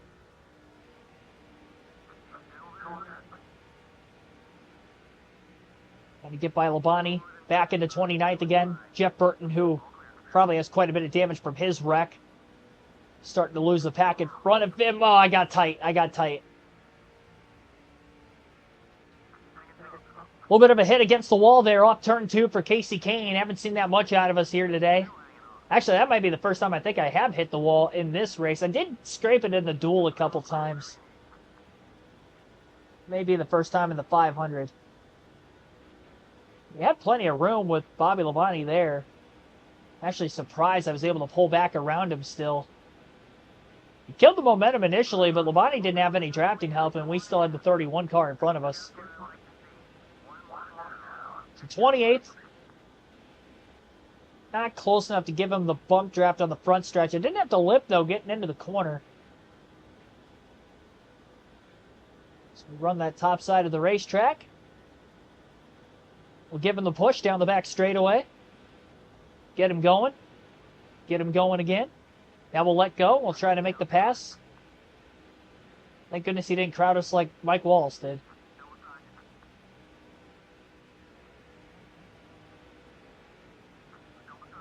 And clear now. Crisscrossing back to the outside on the next car. I don't even know who this is. I can't tell. Is that David Reagan, actually? It might be the 6. Rookie stripes. Yeah, it's David Reagan. His tires have to be shot with that slide. So I feel like the car's way tighter now than it was the whole race. There's really not any damage on it. Mike Wallace, by the way, DNF'd in that crash. He's out. Maybe he blew a tire or something. I don't know. That was strange. I don't think he was completely sideways until the contact, but he was definitely the cause of the incident. We were just along for the ride. I'm so glad we didn't get any damage. That could have taken us out of the race early, honestly.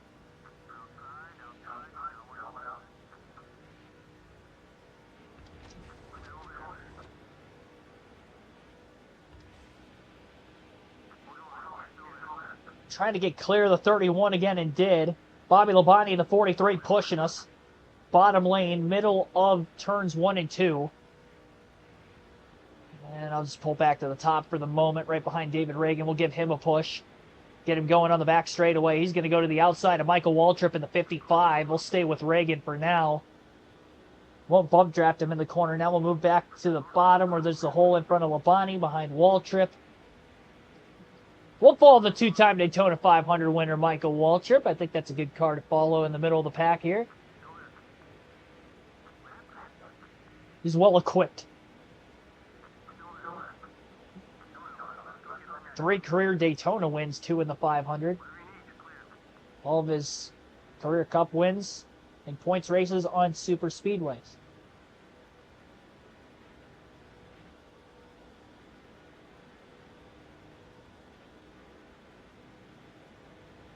Lap 50, quarter of the way home. In our Daytona 500, NASCAR 08, the 2007 season edition. Here we go.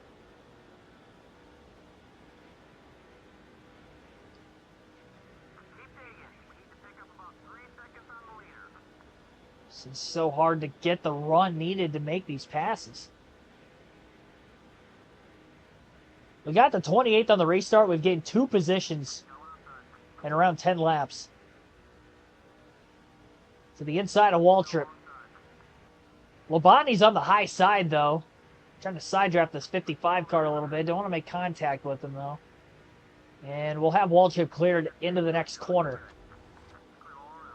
Car shoved, driving it off into the turn 3 just a bit.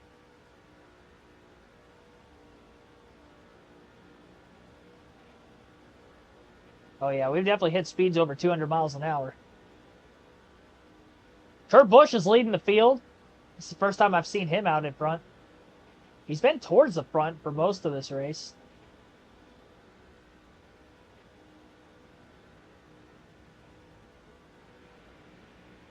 Maybe that's why we're seeing more wrecks, because the speeds are just that much higher for the Cup Series here compared to the other 2 series. Cars were so slow that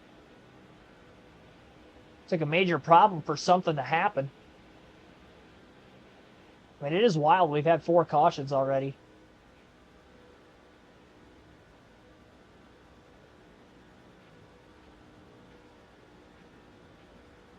Dale Jr.'s out. Oh, wow. That's one of the heavy hitters. This is the last time I see Dale Jr. in the DEI number 8 car, too. We will have a second season of NASCAR 08 with a custom schedule season at some point, too. But this game in general will be the last time we'll see him in the DEI number 8. Mark Martin and Eric Almirola will drive that car for the NASCAR 09 run. Splitting time.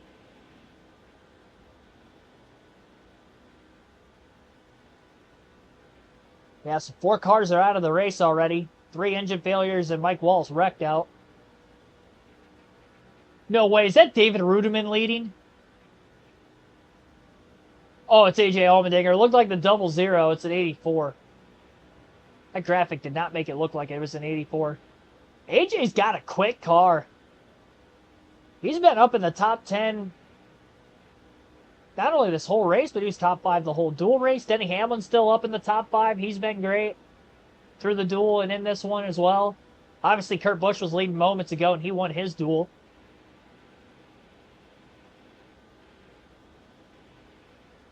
Starting to fall behind a little bit.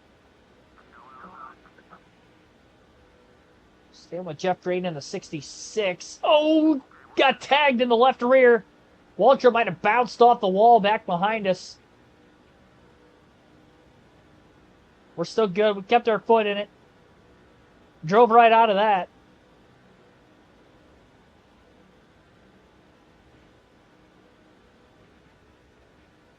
He must have pushed tight. I didn't think I moved my line. That stacked everybody up behind Labonte.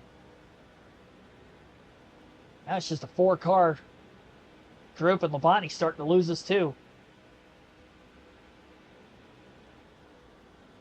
Lead pack of about 22, 23 cars are starting to get away.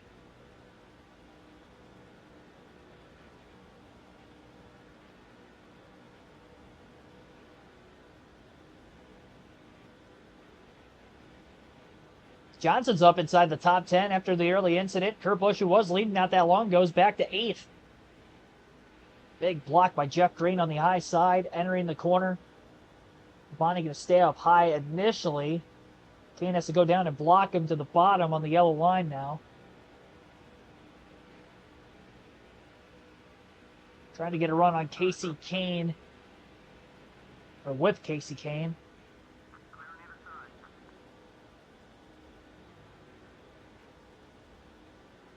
Jeff Green side by side. I believe that's Tony Raines in the 96. Yeah, it is.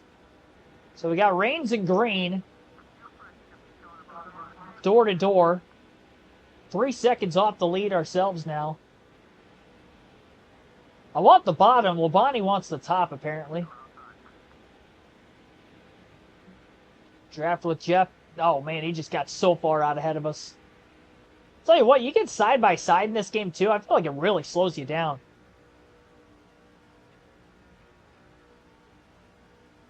I don't have any help here. Now Labonte jumps to the bottom, middle of the back straightaway. Green finally down there in the center of the corner. We'll have Raines cleared for 24th in the center of 3 and 4. Jeff Gordon leads for the first time in the Daytona 500.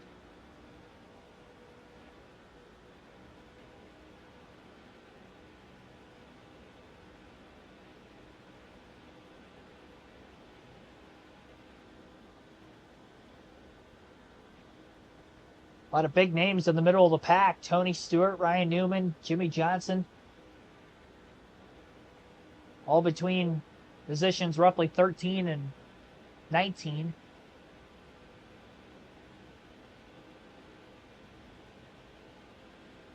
Not quite going to get to the back of the 66 to push them. 2 cars behind us of Labonte and Raines were side by side. They're still side by side. Raines finally clears them on the bottom. It really pulled us. Lap 59 in the Daytona 500.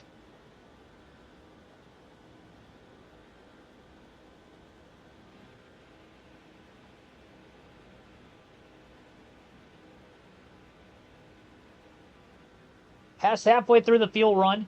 Everybody pitted during the last caution.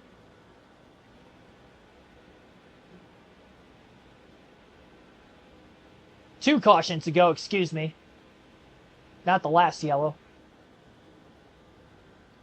I can't pull close enough to Jeff Green and actually bump draft him. We are gaining time, but I feel like we'd gain a lot more time if I could actually physically push him. I just can't get there. It's just like a bubble. I get close to him that I can't actually give him the push like I've been able to do with other cars.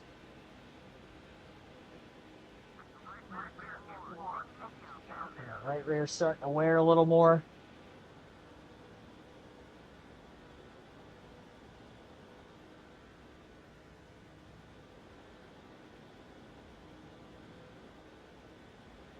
There we go. Gave him a push going off into the corner that time.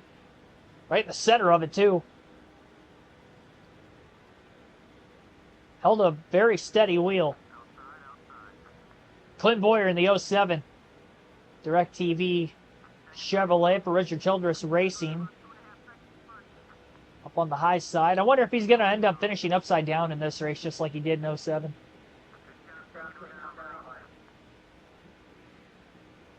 Mark Martin, mid-pack right now. Wait to see if he's a contender.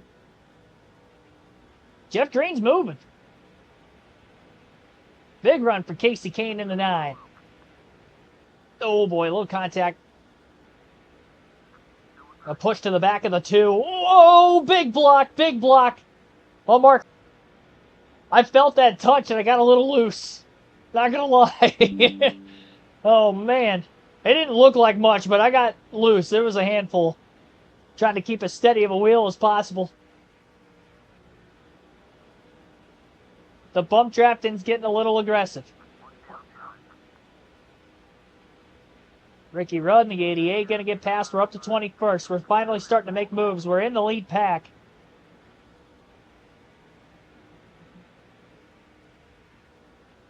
Kurt Busch blocking.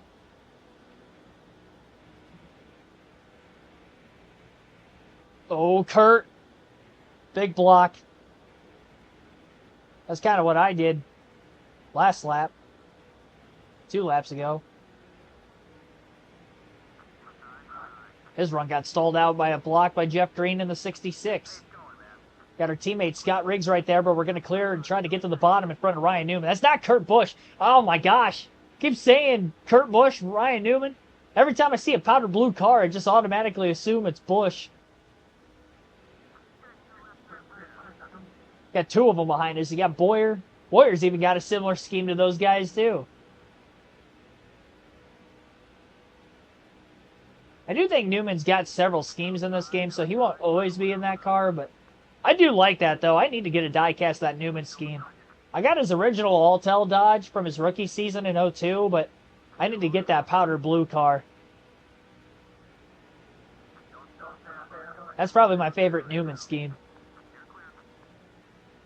The Army car was pretty cool, too, although it wasn't that much different from the earlier Army cars from the 01. Danny Boy Lee, thanks for tuning in. Oh, don't block me, Truex. We're up here. I'm driving as you in the Busch series, so I expect you to be better. That'd be weird if I had a rival with the guy I'm racing as in a different series.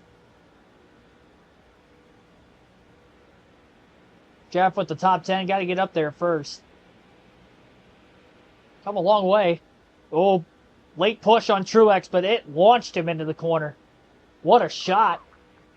Backed the 9 car up and bit of bottlenecking going on there. Newman almost got into us. Jeff Gordon still leads. He's led for a little bit of time. Jeff Green in the 66 has been in front of us for quite some time right now.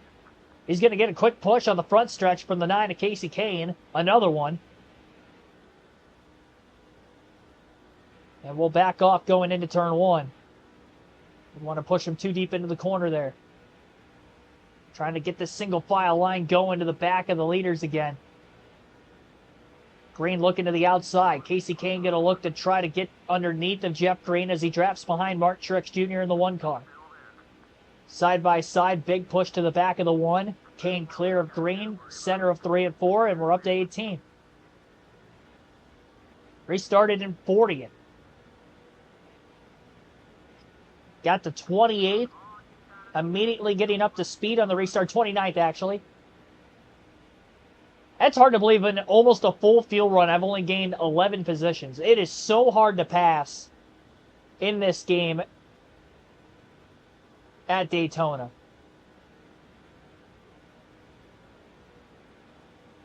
You kind of have to hope that they check up in time. Get the Newman 500 car. Yeah, preferably I would like that one, although I like this one better just because I feel like the Gen 4 cars just look better than the car of tomorrow. But for historical significance, yeah, it'd be cool to get the 500 car. I don't think I've really seen it, or at least not that it's caught my eye when I've gone to races.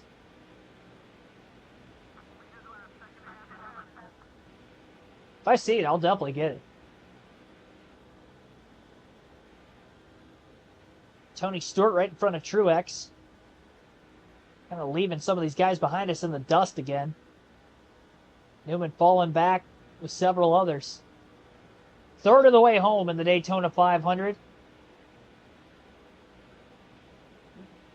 We're only about 1.6 seconds off of the lead.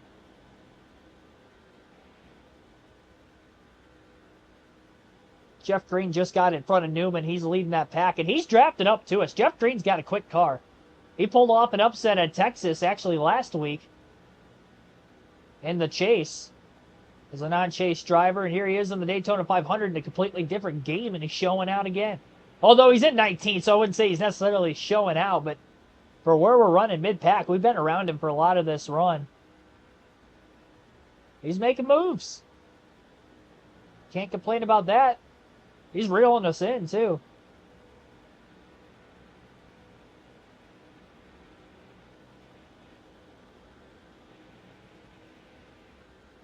Wonder how much of a difference an A+ car would be on a super speedway versus an A-, which is what we have.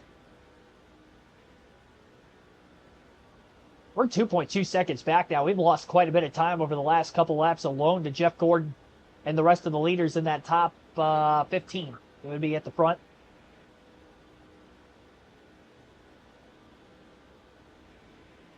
Where's Kevin Harvick at? He won this race in real life. I haven't seen him in a minute. He's got to be in front of us. He started 37th. Where did he start in the actual 500 in 2007? Because I know he started towards the back, but I'm not sure exactly what position. And I'm pretty sure, actually, the only lap he led the entire race was the last lap.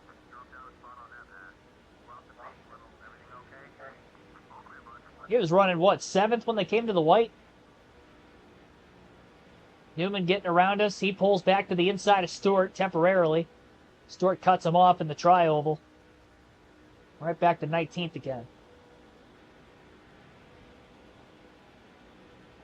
It will be a 4-tire stop. Oh, man, I just got about to get freight train now. Nope, only lost one. Jeff Green getting by us, too. Starting to lose spots. Big run back straight away. Hang on. Might get them both back here. We'll go for it. No, run's going to stall out. Newman's going to get down in front of us. Should be able to still get back by Green through 3 and 4 for 19th again.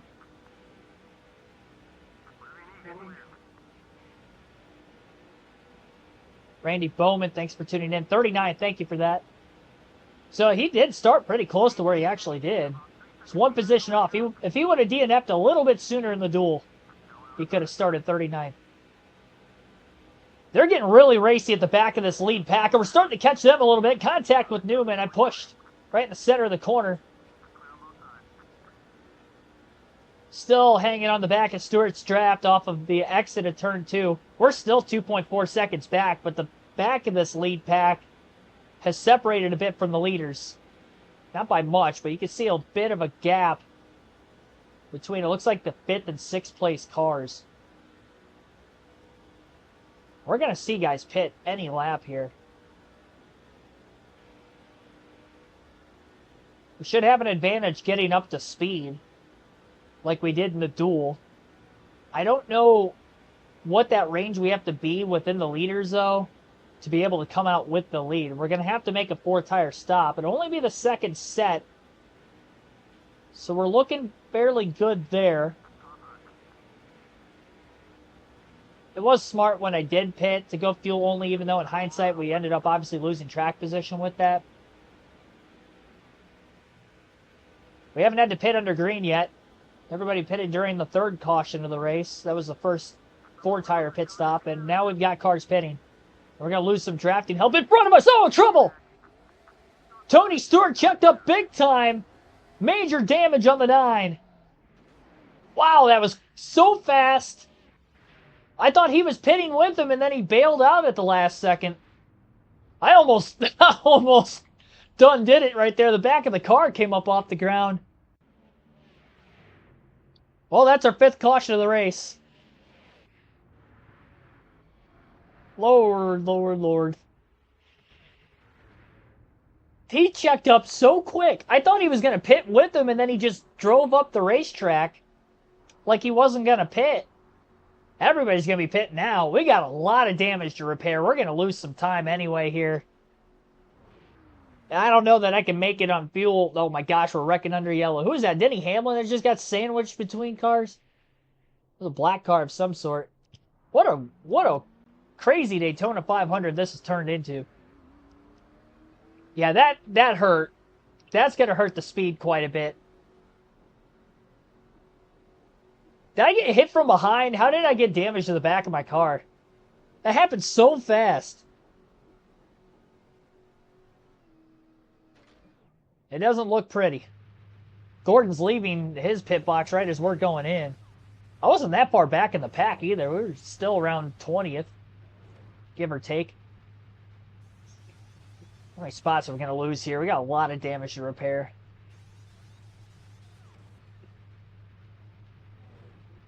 It wasn't bad. Well, they repaired a little bit of it, as much as they could. The back of the car looks fine now. The front of the car... Yeesh. We got 3 sets left. The rest of the way. I think we actually gained time on pit road. 14th. Gordon's still the leader. Green flag in the air. Do we still have all the speed, though? I'm scared about that, because in the earlier EA games before this, we take a hit on the nose like that, and we're not as quick the rest of the race.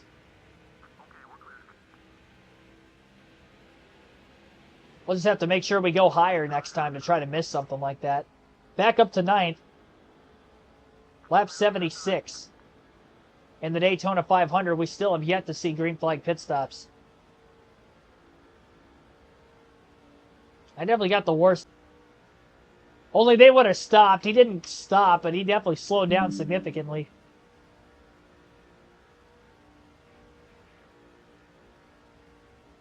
Will the 9 of Casey Kane still be competitive? A little Debbie right behind us.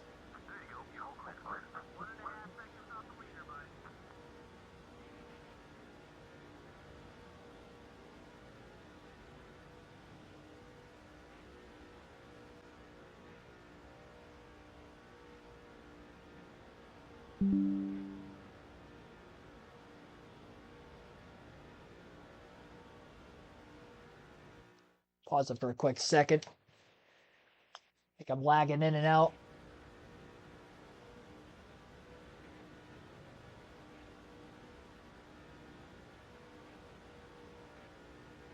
Top 8 are doing fine. I think AJ Allmendinger's back in the lead again. Trying to reel in the 5 of Kyle Busch. Got to run in the tri-oval. 44.012 is our fastest lap of the race. Blocking high. Schrader's going to get underneath us. That was a good crossover. He had a big run. I went high to block it. He went low, and Truex went with him. And now Truex is with us on the back straightaway. Side by side, we're going to slow each other down. Kyle Busch is losing the cars ahead of him. Might be able to reel him in. Oh, that was a tight squeeze. Yaley caused an accident earlier today because of a block on Jimmy Johnson. It's our first crash. Side by side, this time we're on the inside of the 21.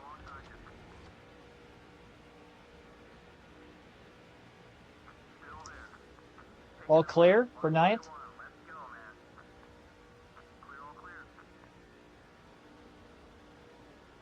I'll tell you what, man, this race is wide open. It's hard telling who's going to win. One guy gets in front and leads for a decent amount of time. They end up losing it to somebody else, and they'll lead for a bit. I have not been able to tell who's the fastest car in this race. That's kind of the case for us, only our time in the front of the field was very early. I mean, I have not led since the first caution. Second caution. Yeah, I pitted during the second yellow. First yellow, I stayed out.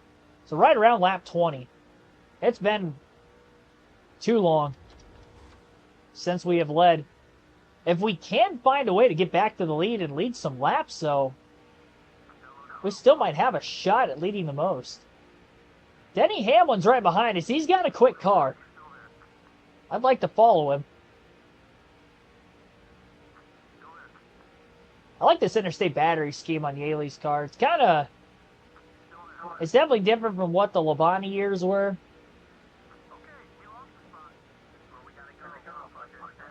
Slightly brighter.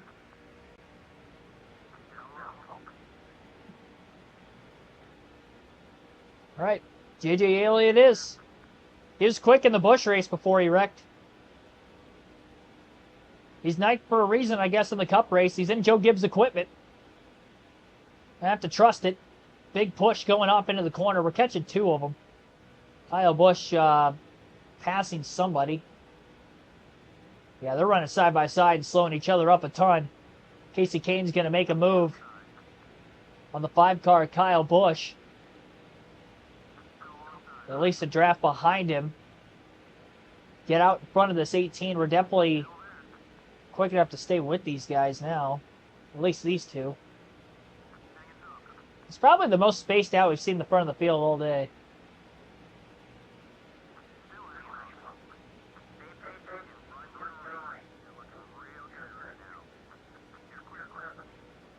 Make up time faster by bump drafting. It's just the way the AI is designed. Yeah, I try to bump draft, but my car just can't suck up to them the way I want to.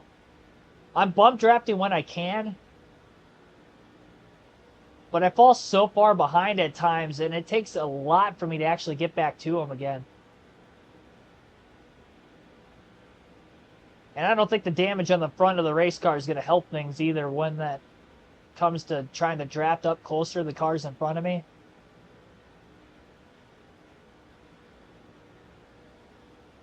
It was definitely my way to make up ground on the older EA games before this, so I kind of figured that was going to be the case here. They have a harder time holding it in the corners than they did before, though.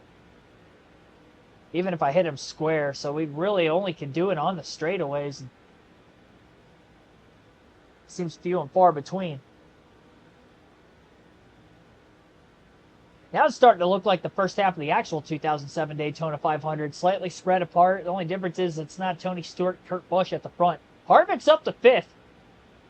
If I don't win this race, I want Kevin Harvick to win it just because he actually won the race in real life.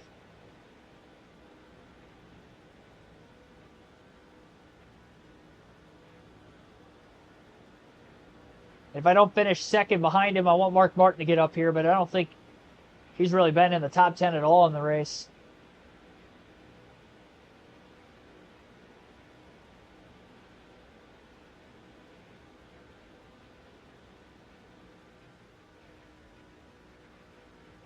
Slow down a bit, and they will too. I'm scared to do that.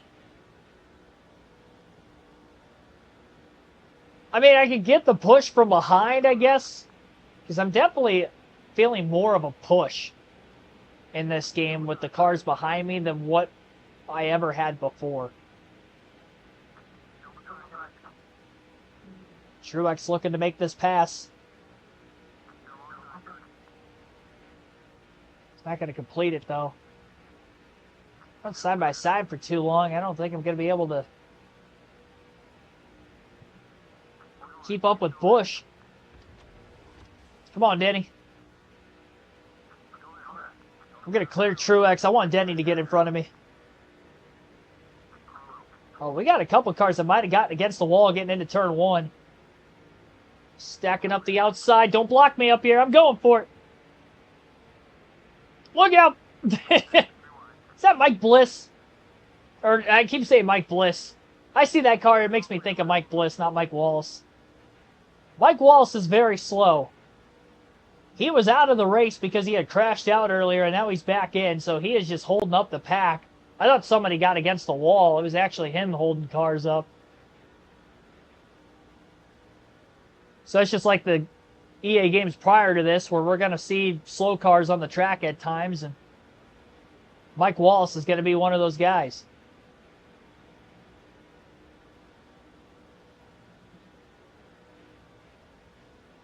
We'll try to pick up a couple positions for cars who are already out of the race, and maybe anybody else who drops out the rest of the way. We're still in the first half of this thing. The only car he can pass for position right now is Dale Jr. Everybody 39th on up on the lead lap and still in the race. Paul Menard is leading for the first time today. Get hard for Menard in the chat. Don't take me too seriously when I say that. It's a metaphorical phrase.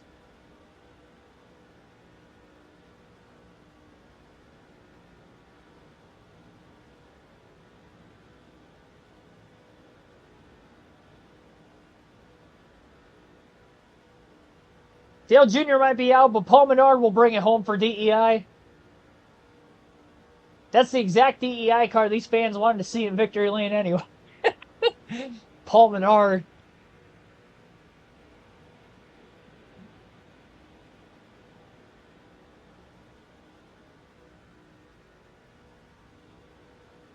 The real fan favorite.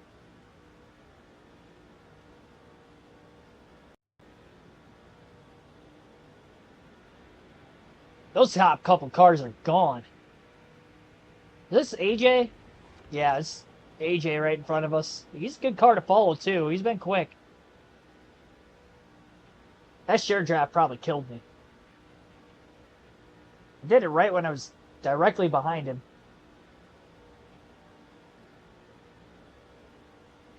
Come on now. 2.2 seconds off the lead. Just got to remember that 09 car is super slow, so we got to capitalize off of that a little better than we did. I only got one position out of Mike Wallace slowing down the pack in front of us. It's allowed for about a 2-car getaway at the front of the field. We're not that far off a third. It's a slow climb to try to get back to the lead. It has been almost 70 laps since we've led in the 500 today.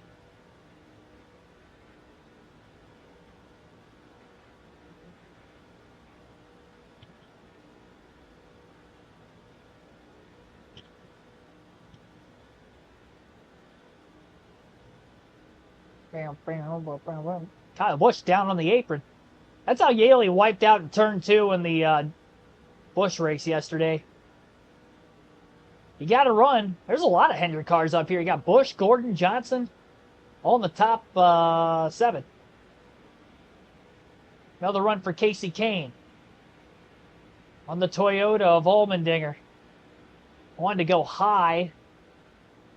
Kind of cut me off. It was an easy block, top and bottom.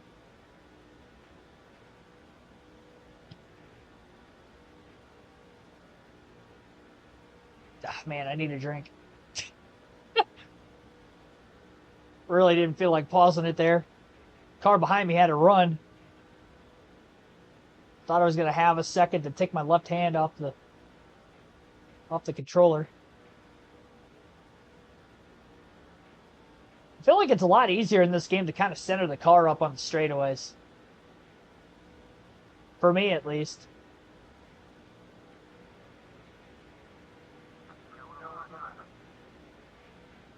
Brad K drove the 09 and 09. Yeah, got a win in the Aaron's 499.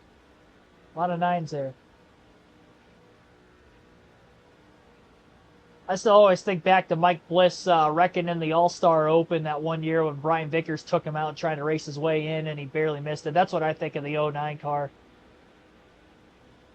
I think of Mike Bliss and that particular All-Star Open. What was that, 2004? Wasn't that Vickers' rookie year he did that?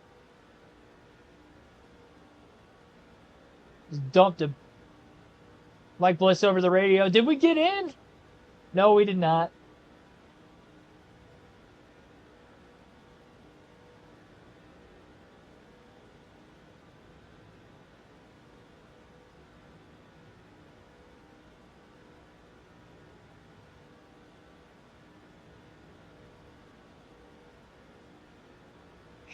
I don't have anybody behind me.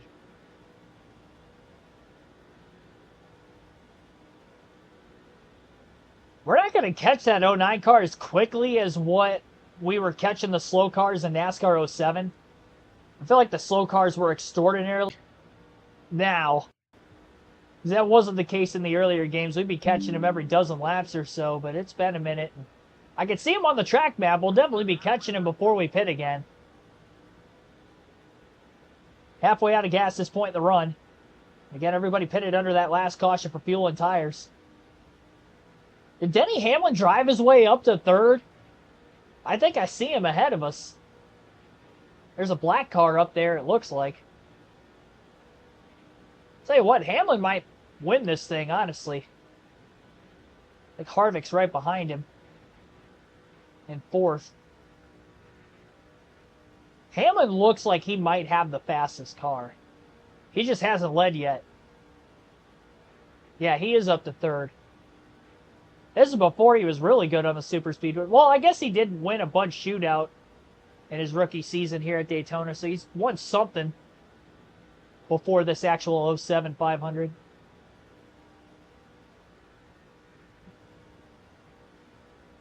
(2005).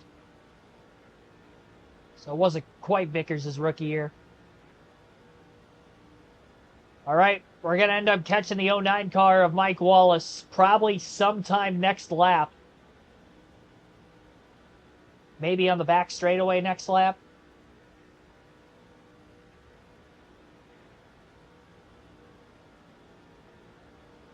Damage hurting the 9 car after contact with the back of Tony Stewart, bringing out the last caution. We are still in the top 10 for the moment. Allmendinger, Gordon battling. Kyle Busch right there behind them both. Casey Kane closing in. It's nice that I'm closing into these guys before we get to Mike Wallace. I think the top 2 are going to catch him at the end of the backstretch. I don't know that the rest of this field's going to catch him until the middle of 3 and 4.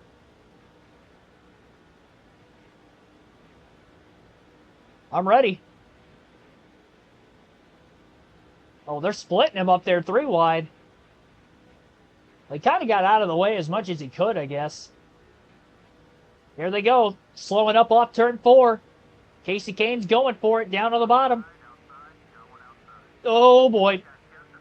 Just kept it out of the grass, getting by A.J. Allmendinger. Oh, no, they're drafting by me now. I lost so much momentum going down there to beat the 84. Come on, man. How'd I only get 1 spot again? I thought for sure I was going to get like 3 or 4 of them. Right behind Jimmy Johnson. Man, now we're really spaced apart. 2, 2, 2, 3. And everybody else behind us. Practically everybody else.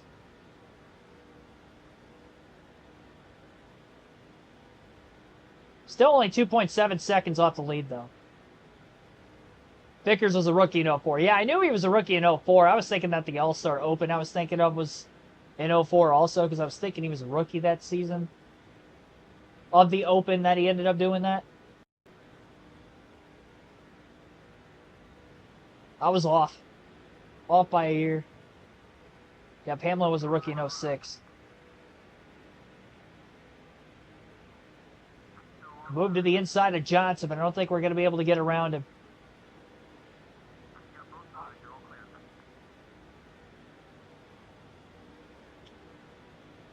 We're with the big boys. Johnson, Harvick, Busch. A push to Jimmy right in the middle of the tri-oval. Oh, boy. Almost got him right in the right rear corner panel.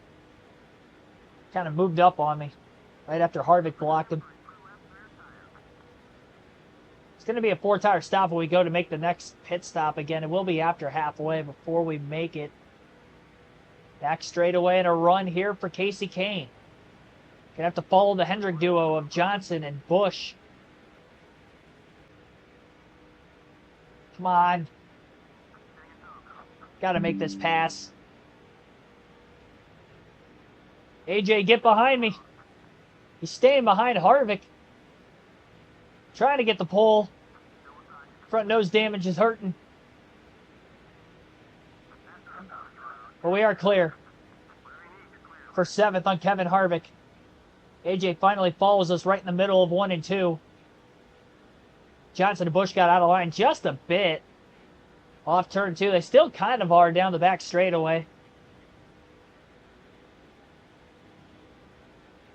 The 9 of Casey Kane going to rail him in just a little bit more again. Need AJ pinned on this back bumper. He did in the first half of the corner, but not the second half. Harvick got underneath him in the second half. 3 seconds off the lead. Menard's still out in front.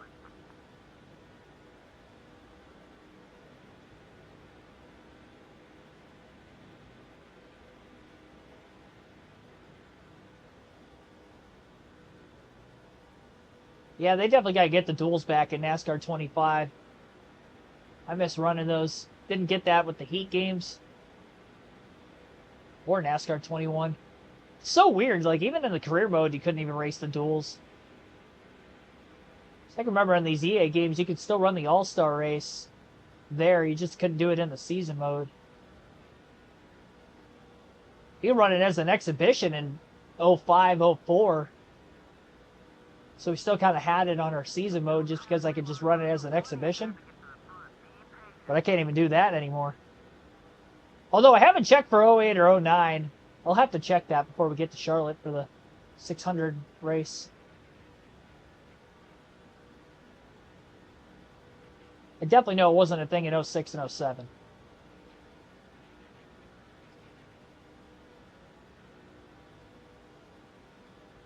I'm getting tired of mashing the gas. Not gonna lie, I'm barely lifted this whole race.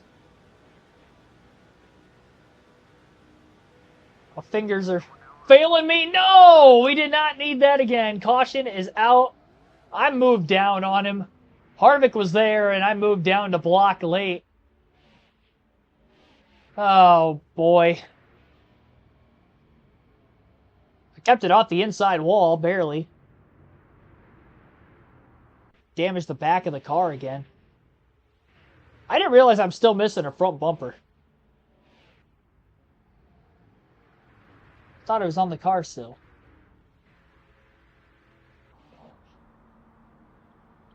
The chief recommends to pit. Everybody's probably coming down and taking 4 tires. I'd be shocked if they don't. We're at the end of the fuel run again, so I can't just stay out pit after the restart. Gonna have to take 4 like I did earlier. I don't like doing that after I caused the incident. We'd gain more time under green if we could just make it to a green flag stop. I just haven't been able to do that yet. We're halfway through this race and we've only pitted under caution. This is our 3rd set of tires going on the car. We only got 2 sets left the rest of the race. So if we do have to make 3 more stops, which I don't think we will because we just got past halfway for that caution. So we should be able to make it on 2 more stops, but we're going to have to stretch the runs out. Having to pit a little bit earlier these last couple times with the cautions. We were a lap before on our way to the pits the last time. This time, not as much. What the heck? Full tank of gas. I thought I did. Did I only take 1 can? No, I took a full tank. We're good. I have topped off. Green flag's back in the air. We actually restarted 6th. We might get to the lead here. We got to go for it. Gordon's going to cut down and block at the last second. Kasey Kahne's there. Contact into the first turn. Kasey beats him. And Gordon got up against the wall right in the middle of the corner, too. I was committed. We haven't led in over 80 laps. We were there. Granted, I was kind of down on the apron. It was a late move. He tried to cover. He wasn't quick enough. It was a combination of me sailing it in there right as he was trying to chop us off. That ruined everybody. But the top four. This car doesn't have the speed it once did.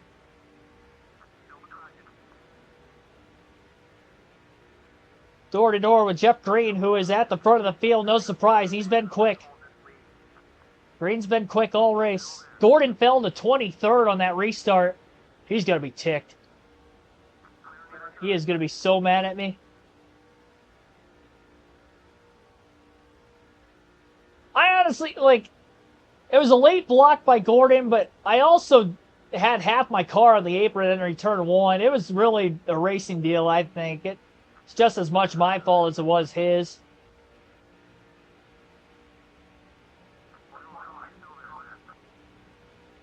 Barely holding on in front of Busch. I've been lucky both times somebody's gotten alongside of us. Got the 4 cars we have. The other 2 have gone with me both times. Lap 107. Oh boy. We're going to get split. Oh man. One high, one low, and I couldn't block either one. But the car behind us is sticking with us. That's a Dodge car. Is that our teammate, Elliott Sadler? Maybe that's why he's staying with us the whole time. We are 3 wide for the lead at Daytona. Sadler's not going to go with us anymore. I thought it was the Little Debbie car, but it is definitely Elliott Sadler. Wall scrape off turn 4. Sadler didn't have any help, though. It came back to the bottom, trying to get underneath Kyle Busch in the 5.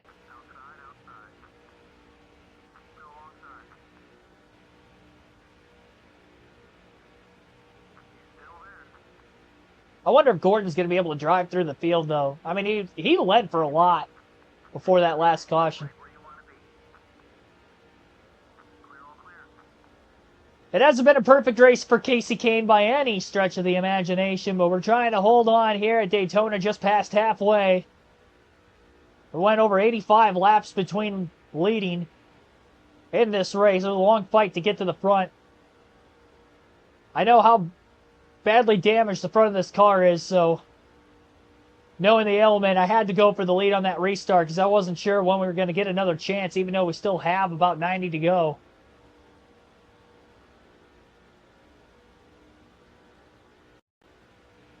Strategy-wise, it's much clearer, so at least I know I can keep track position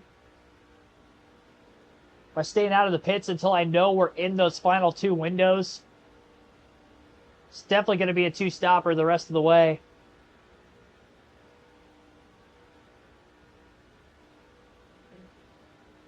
And go about 33, 34 laps a run.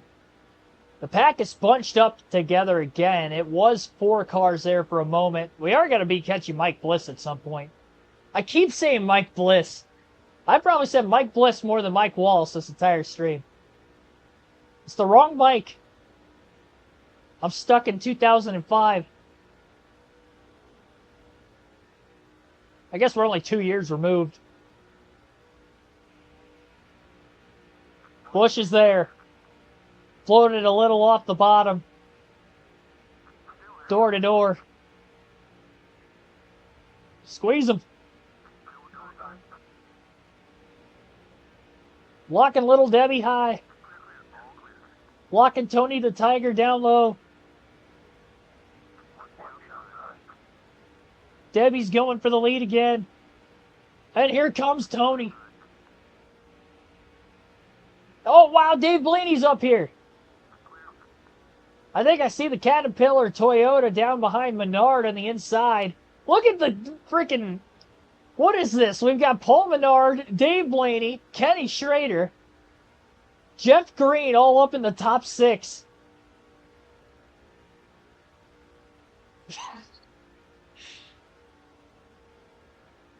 Anybody really can win at Daytona.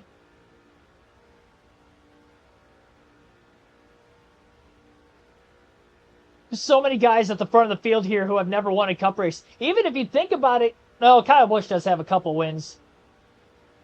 Casey's got a couple at this point. 07 500. Elliott Sadler's up here too. He's only got a couple career wins. And then I see Kevin Harvick behind them all. He's coming. Paul Menard was led for quite a bit in this race. Trying to find a pathway by Kasey Kahne.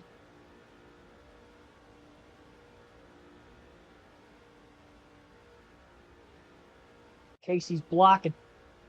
Doesn't want to lose the lead again. If we can help it. NASCAR Thunder 2004 Pocono's awful. Yeah, I remember Pocono being pretty bad with the AI blocking. A lot of AI-related wrecks there, too, because of it. Texas, they were always pretty bad at for some reason also. Oh, Dinger DNF'd? What a tough break. AJ's had such a good race going. Gordon's still in 24th. Kensington was on the poles back in 23rd. I don't know what happened to him. Kurt Busch was leading not that long ago. He's 27th. Tony Stewart's back in 30th. Although he didn't have a good finish in real life in this race, but that was because of completely different circumstance to what we're seeing today. David Rudiman's had a ton of damage for a while, so no surprise he's back there. Still got 38 cars, 37, excuse me, in this thing. Scott Riggs, one of our teammates, is out, so we're only left with Jeremy Mayfield. He ain't even in this game. Jeremy Mayfield was not in this game for a reason. Just throw that out there. A little too much puff, puff, pass for Mr. Jeremy Mayfield in 2007. We, got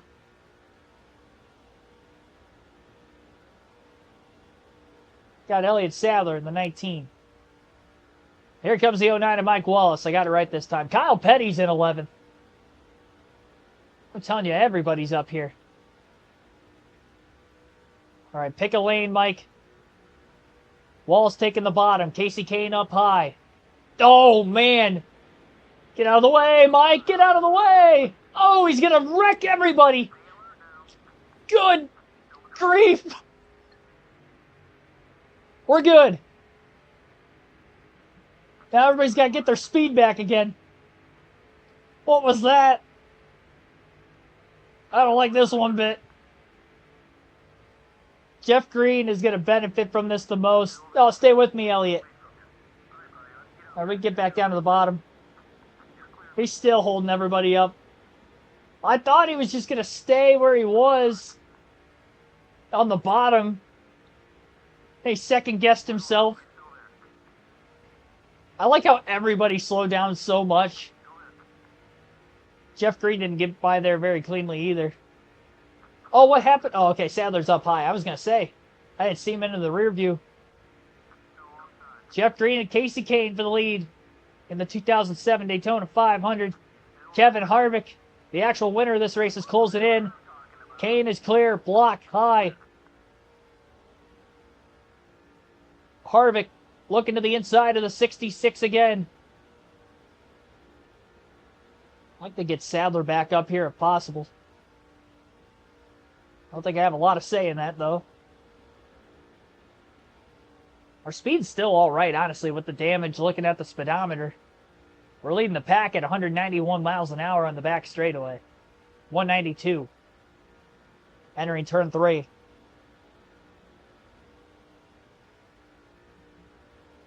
Harvick has come roaring from the 37th starting spot.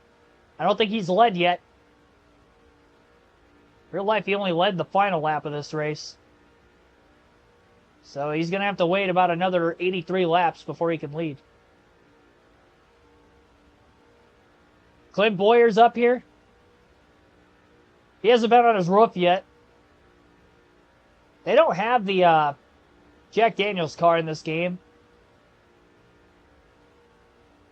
Probably for the sake that it's rated E for everybody.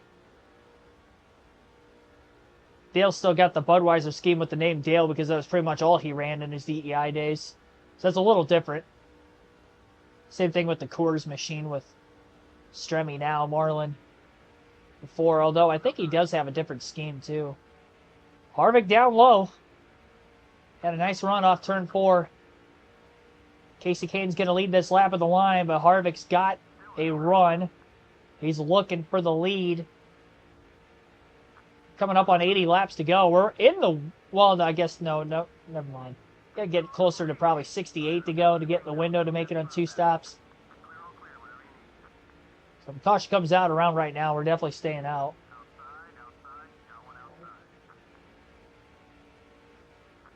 Trying to cross Harvick over. There's nobody behind us to give us the push. Might not need it. Come on, Jeff, get up here.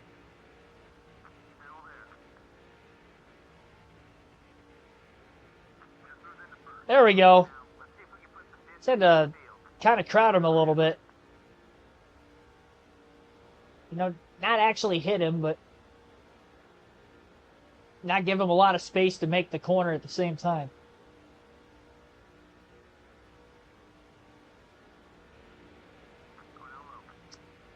I didn't leave much open down there, but he got there.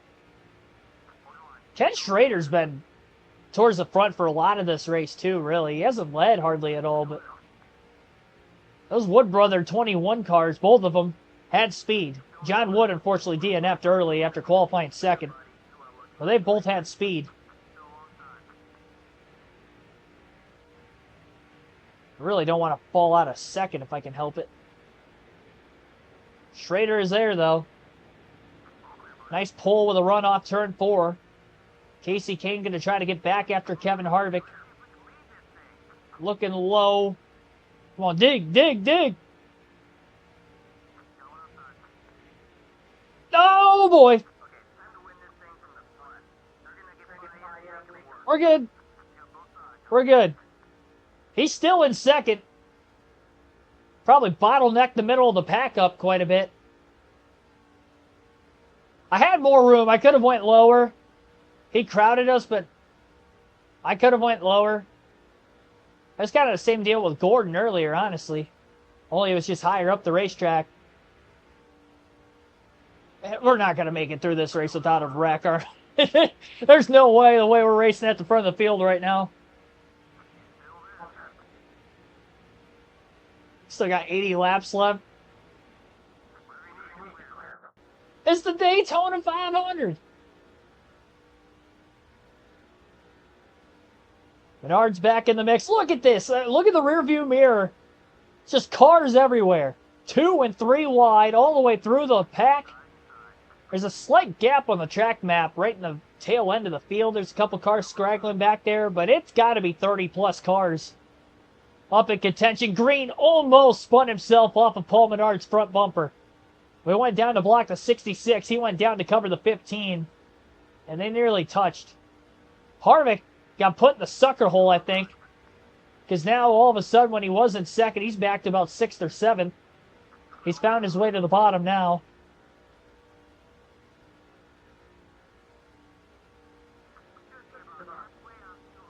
Everybody and their mothers and brothers and sisters are up here. Cousins and aunts and uncles. This kind of feels like a NASCAR Heat 5 restrictor plate race all of a sudden. Not quite as much bump drafting, but the pack racing's unreal right now. We didn't see this in the Buescher truck race at all. Not to this extent in the duel either. Just enough room. Green definitely lifted. He gave us room. Had that been the final lap, I don't think he was going to do that. Mark Martin's up to 19th.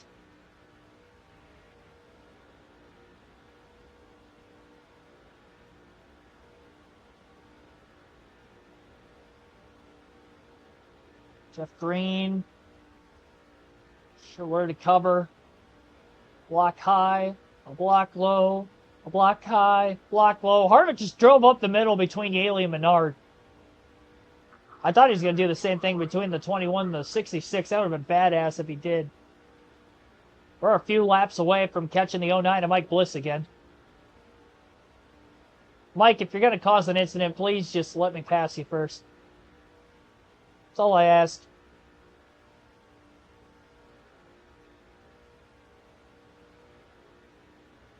Yeah, the big names are like in the middle of the pack or worse right now, outside of Kyle Busch and Kevin Harvick, who have kind of been up here with the scrubs.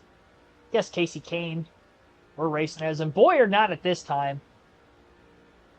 I guess, I mean, you can kind of argue that Kyle Busch wasn't that big of a name at this time, although he had won a couple races.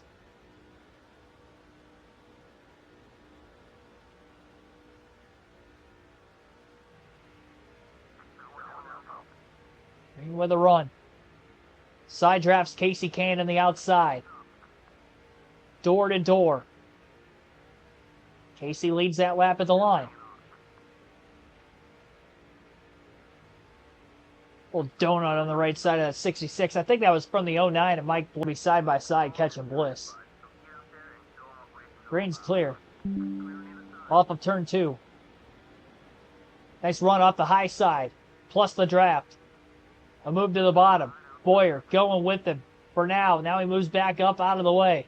Ryan Newman's back up here out of nowhere. Here comes the Rocket Man rocketing to the front of the field. We haven't seen him towards the front in a while. Casey Kane underneath of Jeff Green in the 66, trying to get the push from Newman. Lap car of Mike Wallace is upcoming. We might catch him in 1 and 2 here. 75 laps to go in the Daytona 500. Got to clear Jeff Green. There we go. Okay, now we got the whole track. Which lane is he picking now? He's on the bottom. He's going high. Then we're going to get underneath him. I knew he was going to do that again. He did that the last time, too. There we go. We're all clear. Now he's getting a push from behind. There he goes. Now he's stacking him up again. Boyer's up to second. Poor Ryan Newman. He just lost a bunch of spots because of that.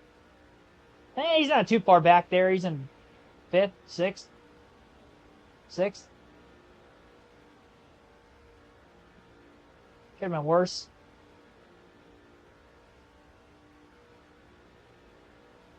Mike Wallace better not be doing that in the dual race at Daytona this year. Throwing blocks off the pace to try to wreck some of the other open cars so he can get in the show. Wallace family's got a lot of class. I would like to think that that wouldn't be the case.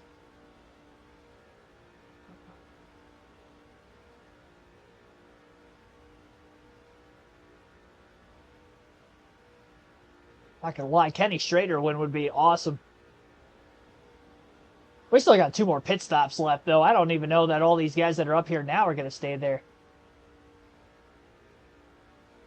This thing's been going on for a while. We're past halfway through the fuel run. Not quite within the fuel window yet to make it on 2 stops. We're close. Maybe some drivers can make it this far on 2 stops. I don't think we can.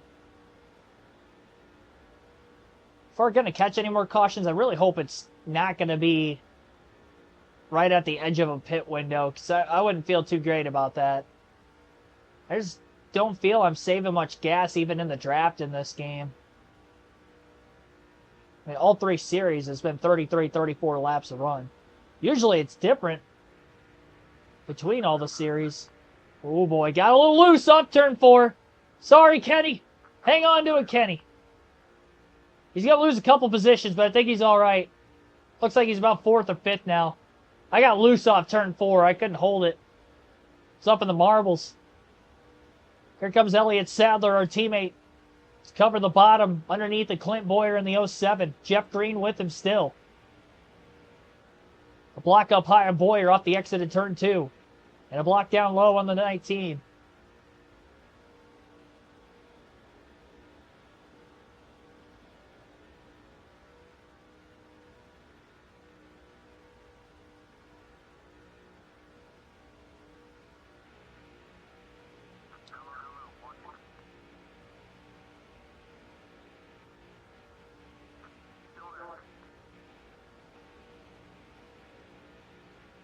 And the Evernham Dodges are side by side for the lead here in the 500.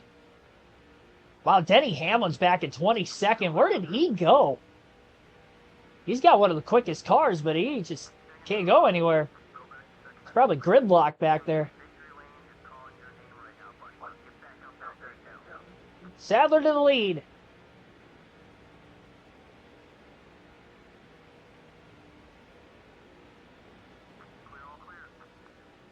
Yeah, Kurt Busch is out. He's 13 laps down now. He must have blew up.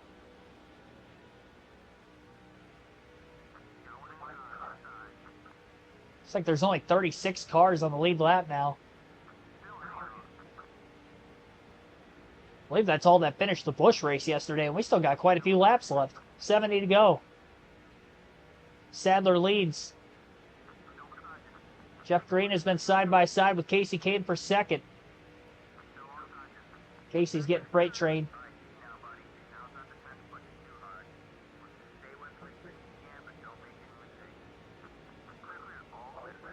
I'm going to get back by Boyer if I can. Nope, not going to be able to there. Sit behind him. Give Boyer a little bump draft on the back straightaway. Big push.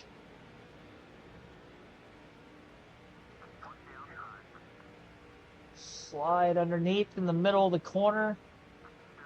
Green a little bit off the wall. Get a draft off of him. Get back by the 07. If we had faster cars up here, I don't think we'd be as competitive as what we are. We're actually kind of lucky that we have a lot of guys, and it would usually be up towards the front on a typical racetrack that are up here, and I think we're able to compete with the damage to the car because of it. As we saw earlier when we had the big guns at the front of the field, that we really couldn't compete with them on speed.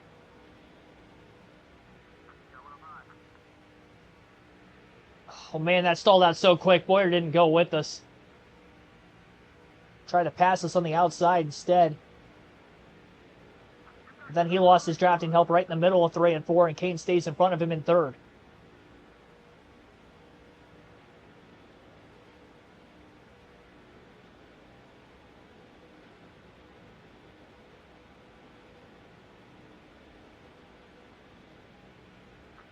Oh, Green checked up after the block from Sadler. Casey stayed in the gas, slipped underneath him, and he's up to second. A block high and then back down low to cover Clint Boyer.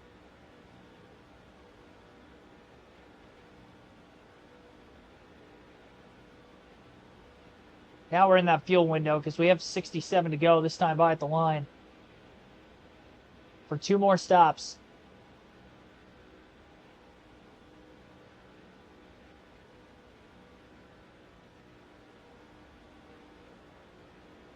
Field should break up during green flag pit stops if we get to it. Definitely going to have to be careful when cars pit this time to not run over anybody, especially our teammate up here. Got bailed out with that once. I don't know that we can get that lucky a second time.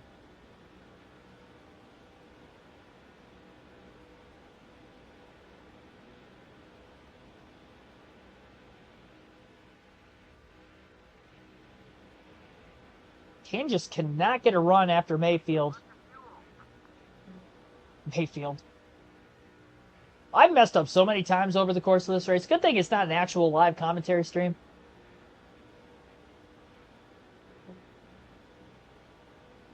We'll have better commentary for the actual Daytona 500 this February. I can promise you that.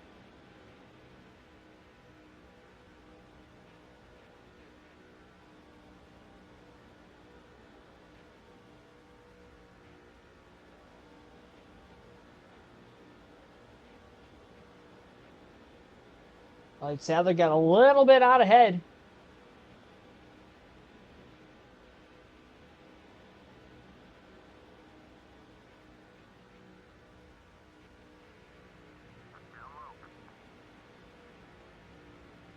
Casey Kane just can't reel him in.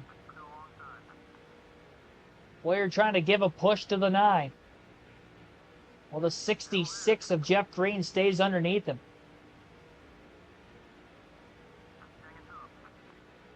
We will be catching Mike Wallace before we pit again. Unless he pulls the pit road before everybody else. Casey Kane got passed by Jeff Green, but not quite by Boyer. Green's got to run after that 19 car of Elliott Sadler down the back straightaway. Looking to the inside. Catching up to this 09 car. Off the exit of turn 4. Mike Wallace up on the high side. Jeff Green to the lead. Green has benefited the most from Mike Wallace the few times that we've caught him. It doesn't matter who's out in front. He seems to get to the lead almost every time. Back into second for Kane. Sadler to third before jumping in line behind his teammate Casey Kane. Middle of the front stretch. Just over the length of the dual race, 60 to go in this Daytona 500. And Green will be pitting this time.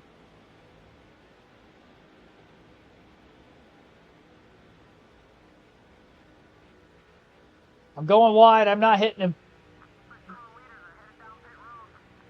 Nope.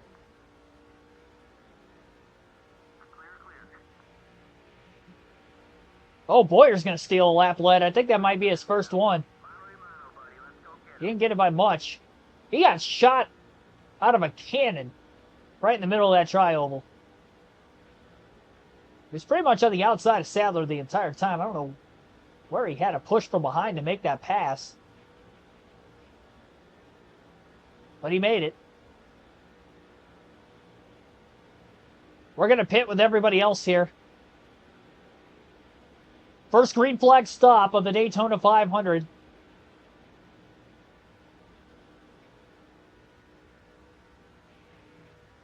And try to outbrake Clint Boyer.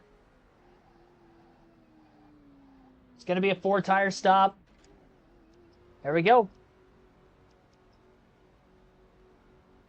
Second to last set of tires going on the car. Got one more set left the rest of the race.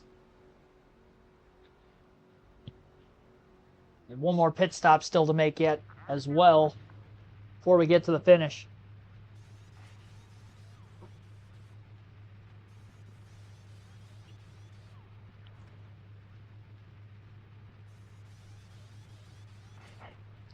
Well, we have the same thing that happened in the duel, the Busch, the truck race. Are we going to be out ahead of the field? We definitely have more damage to repair. That's going to slow the stop down a ton. Sadler got beat out of the pits barely, too. Got to get up to speed as quickly as we can. Make these passes down on the apron. Boyer, Schrader, Busch. There we go.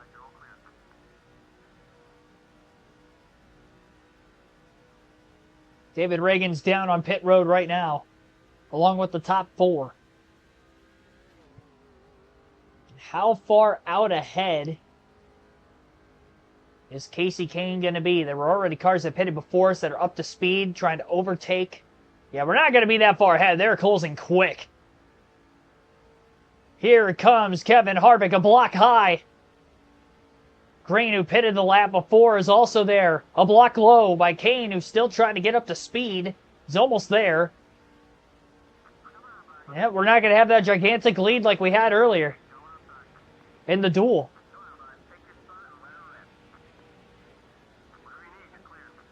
Kenseth is back in the mix. Where did he come from? The pole sitter. Rockets through and is going to take the lead in the Daytona 500. I don't know where he was running before the pit stops. Blistering pace there by Kenseth as he leads the way in turn 3.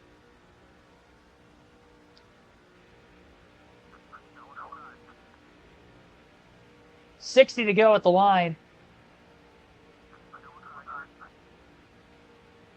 Wings up 1-0. That's cool. Going for 5 wins in a row.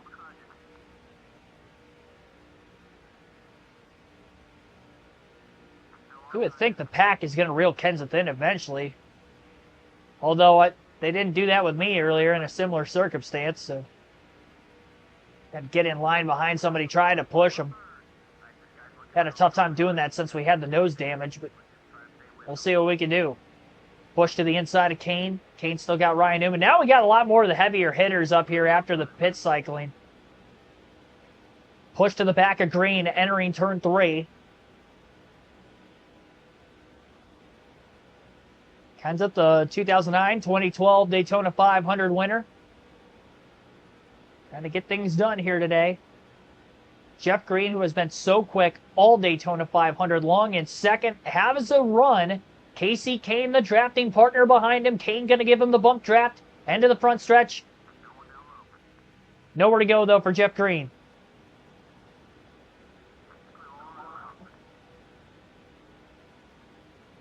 Kenseth qualified on the pole. It's been a long time since he's led, though.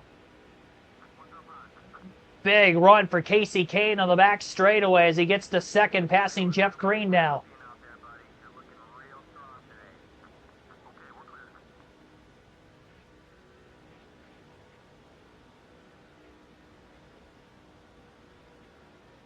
Does Casey Kane have anything for the 17 car?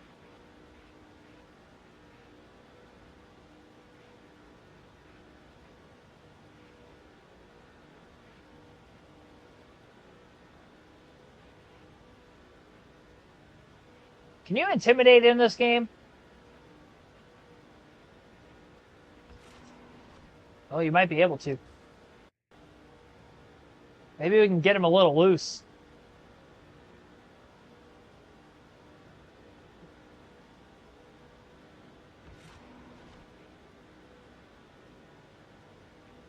It's not working.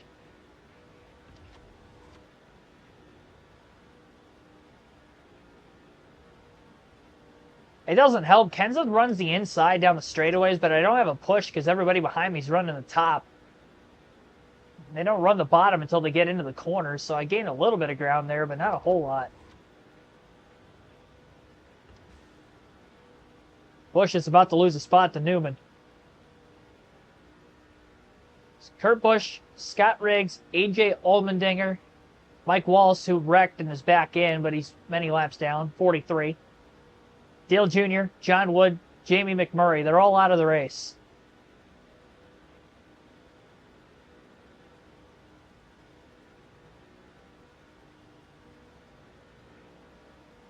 .44.0 that last lap. 44 flat for Kenseth. Fastest lap for Casey Kane today is a 43.668, I believe that is on the best lap chart. Maybe if I get a little closer to him, I can intimidate him. I don't know. I can't get any closer than this. That's the problem.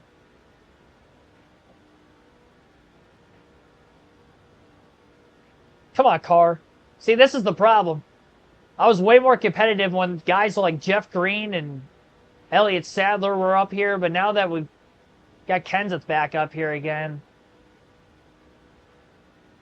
we're having a hard time.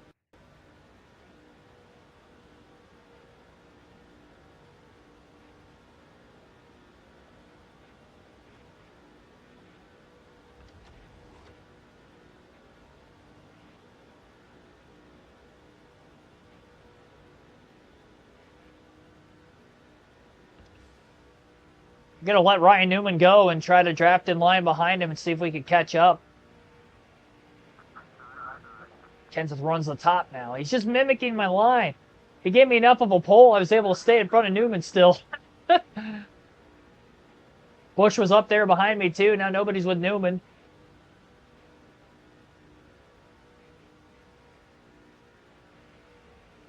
Former champion Matt Kenseth.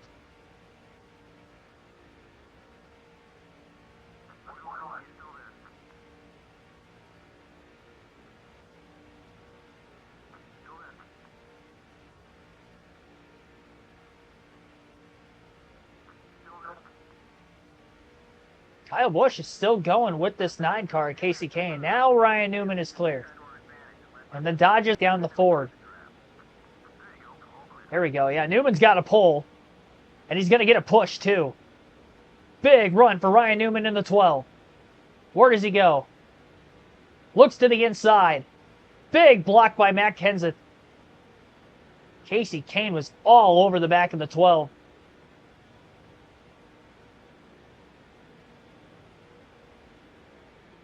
And a block high by Kenseth there. We got to go with Newman. If they could go side by side, we could somehow take them 3 wide. That might be our pathway to make the pass. Aggressive pushing here from Casey Kane. These 3 are getting away from the field now. For now. Again, big pushes. Kenseth blocking Newman. Newman trying to stay in front of Casey Kane. We are catching Mike Bliss again. Mike Wallace. Mike Wallace in the 09. Could be a pathway to get to the lead here as well. Yeah, we're going to pull out a line, try to make this pass for the lead. This might be the way to do it. Can we trap Kenseth behind the 09? It looks like we're maybe going to be able to. Yes, clear. And back to the lead again. Got a block, though. Might get split. Oh, Wallace just got up against the fence off of turn 2. We're going to lose more spots here. Where did Casey Mears come from?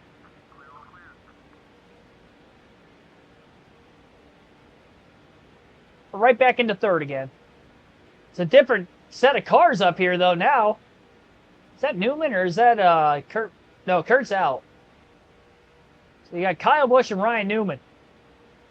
Matt Kenseth got the short end of the stick there. Casey Kane is pushing Kyle Busch to the center of the tri-oval. Big run for Casey Kane. Goes to the bottom. Nowhere to go. He's boxed in. Both cars are blocking now. They'll stay on the top for the moment. Pushing the 5 of Kyle Busch. And Busch is going to get to the lead down the back straightaway. A run entering turn 3 for Casey Kane. A block by the 5 again, and there's just nothing there. And trying to make this pass. 40 laps to go in the Daytona 500.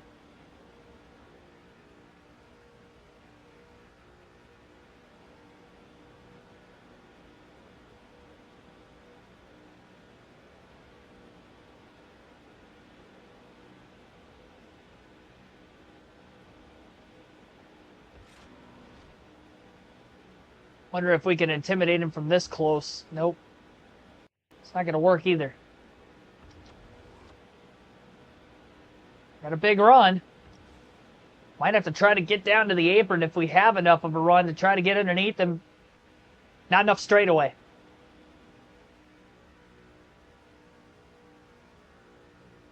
Starting to pull away now from Ryan Newman and Casey Mears. Mike Wallace really stacked up 5th on back. Kind of just this 4-car break at the front.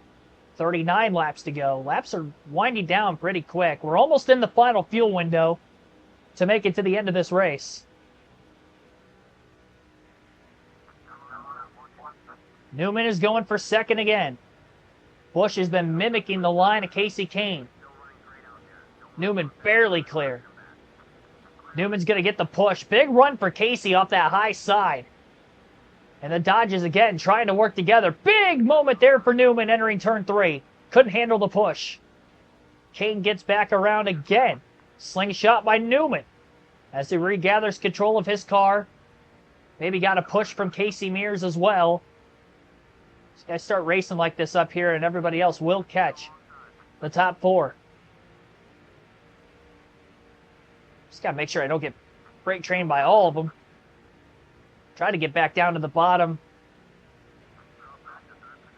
Not going to be able to. Mears is obviously a teammate with Busch, so they might work together. And Casey Kane all of a sudden now is in danger. Trying to side draft with Casey Mears. Newman looking to the bottom of the racetrack. Newman almost underneath the Kyle Busch. It's close. Busch doesn't want to completely crowd him yet. Now he does. Kane falls to 4th behind the 25. And now he's going to have to pump trap this 25 car. Pulling out all the stops. Big run there. Going to go with the other two. Just in front of us, Newman and Busch. Clear of Mears for third again. Get these two side by side. Newman is so close. Can he get underneath Busch down the back straightaway? It looks like he's going to be able to. Massive shot here from the 12. Or to the 12. Now we'll try to go high with Busch, see if Newman is going to clear the 5. He's so close.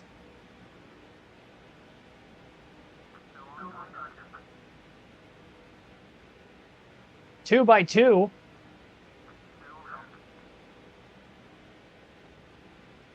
That used to be Biffle in the National Guard.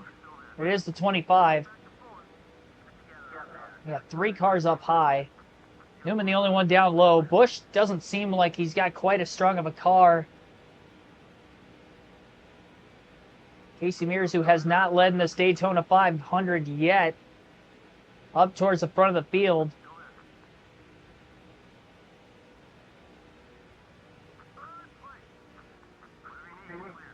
Casey Kane gonna just barely squeeze in front of Kyle Busch there for third.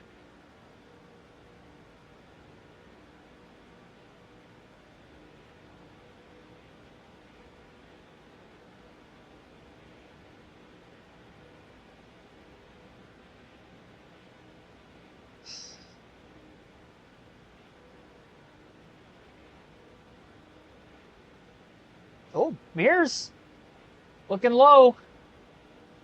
Newman not too aggressive with the block there.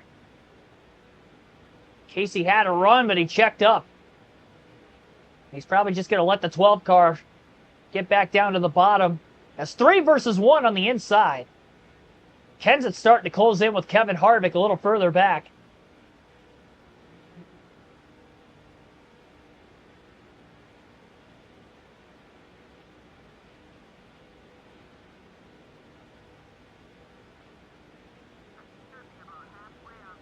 Only halfway out of gas this point in the run.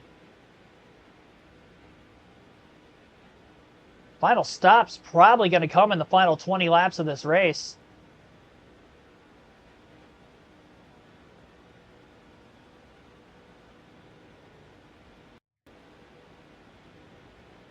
Kane with a push to the back of Casey Mears again.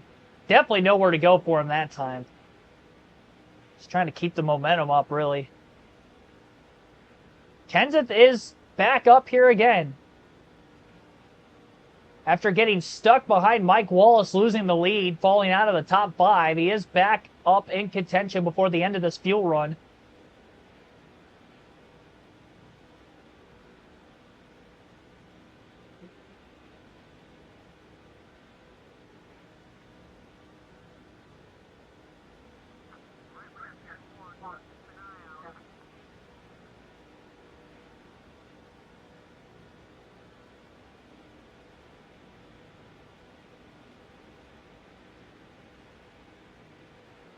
Oh, almost contact. Newman, he flirts with getting stuck on the outside, but he just doesn't leave enough car open for Casey Mears to feel comfortable getting underneath. 32 laps to go in the Daytona 500, that time by at the line. And again, Mears, he had it that time. And now the shot might get him there. Big push going into turn 1. Mears to the lead off turn 2. And we're catching the 09 car yet again of Mike Wallace. A look to the bottom. Wallace is on the bottom now.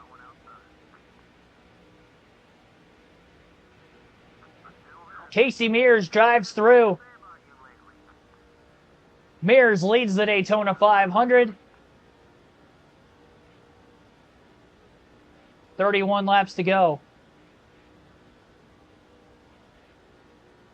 Hendrick Motorsports sandwich up here now. You got Mears leading, Busch in third, Casey Kane's the meat in second. The front of the field kind of spaced out again here. You got Ryan Newman, it looks like, in fourth. Yeah, Newman fourth, and then fifth is Harvick.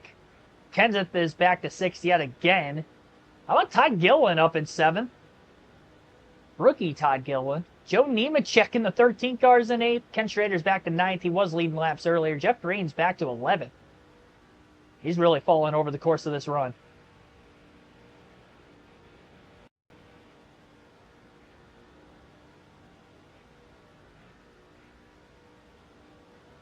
Sorry, 40. 40 laps to go. Wait a minute. Oh, so it was at 1.5 the whole time. I was thinking it was 1.6. The 5s and the 6s on my TV with this game look similar. So we're not in the final fuel window yet then. I thought we were closer to the finish than what we were. We got an extra 10 laps. Okay, so instead of 30 to go, we have 40 to go. I apologize for that. That was throwing me off. Busch into second. Hendrick Motorsports 1-2. Now it's really going to be hard to break these guys up. I almost feel like I'm quicker as the third car than I am the second car. So weird. Oh, big block by the 25. Slowed Busch down a bit. Kane back to the outside.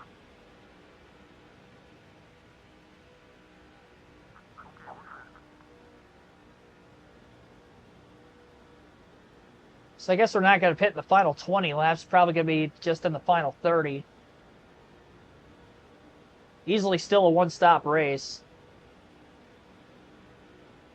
My best shot to get to the lead is hope that these guys get side by side long enough and I can get enough of a run and try to take them 3 wide, but I also have to have a push from behind, and we're just so far ahead of the cars behind us. I don't think that can happen.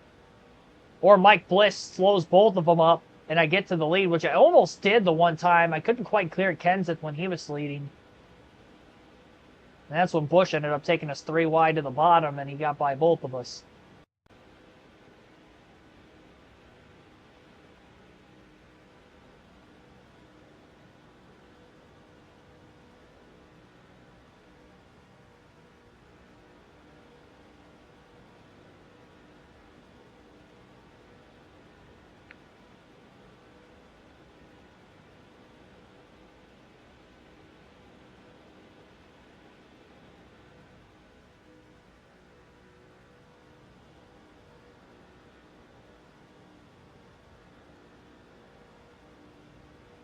We've been at this for a long time today.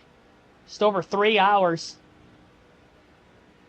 Between when we started the duel and where we're at right now in this Daytona 500. We still got about a full fuel run left.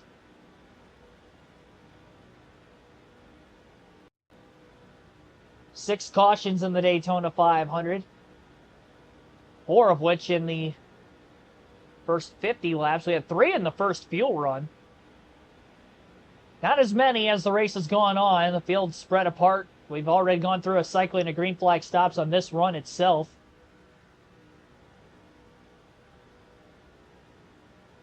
Casey Mears might have gotten a little wide that time off turn 4. Kyle Busch just can't get underneath. They break up for that little bit, and it allows us to catch up.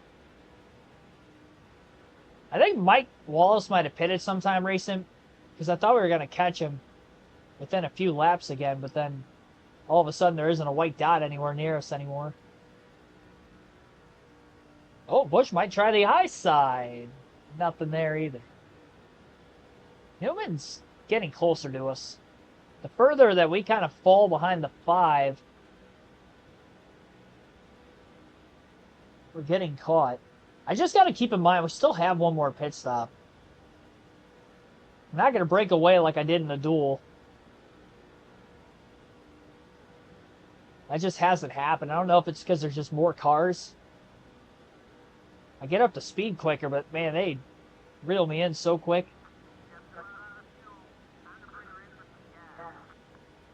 He's going to have the best pit stop, make up enough time to try to win this race.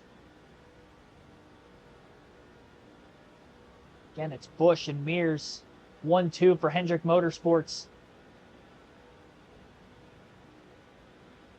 The most competitive race of speed weeks has been this Daytona 500 by far. Dual included.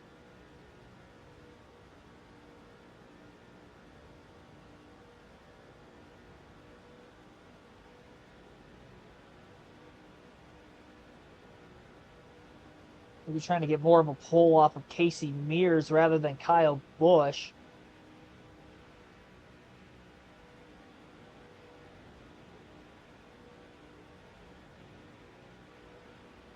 On the high side, getting closer to Busch now than what we were. Busch has a run.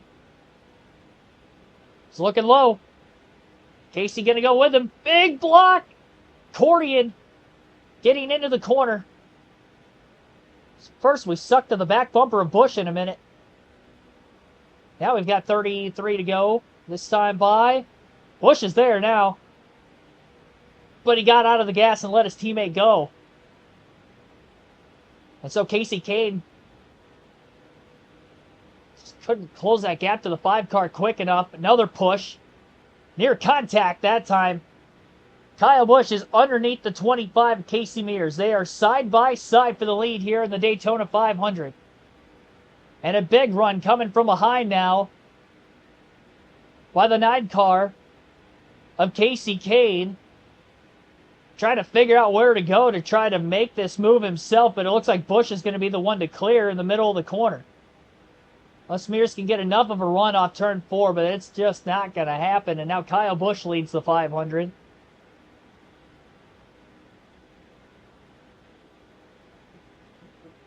So we have yet another lead change.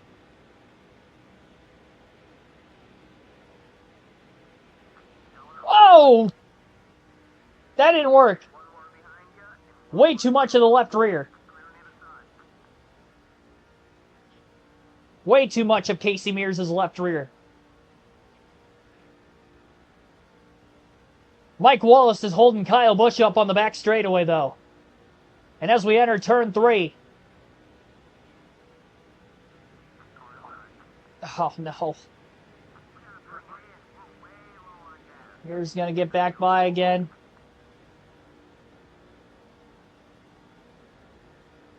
Just didn't hold Busch up enough. He would have driven away otherwise, so at least we're back in it.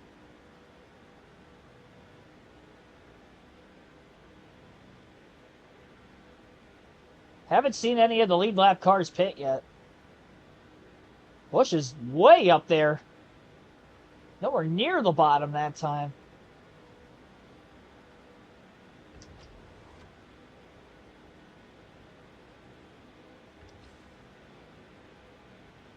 Casey Mears. He's got the 9 of Casey Kane with him. The Caseys are working together. Temporarily.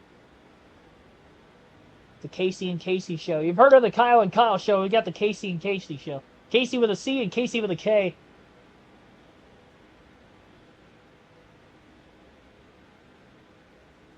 Another massive run. So now they're side by side again. I didn't even get the bump draft to 25. He was able to just let loose. If I was close enough to actually give Busch a better shot there, and I think Casey Mears might be pitting. I think Mears is pitting this time.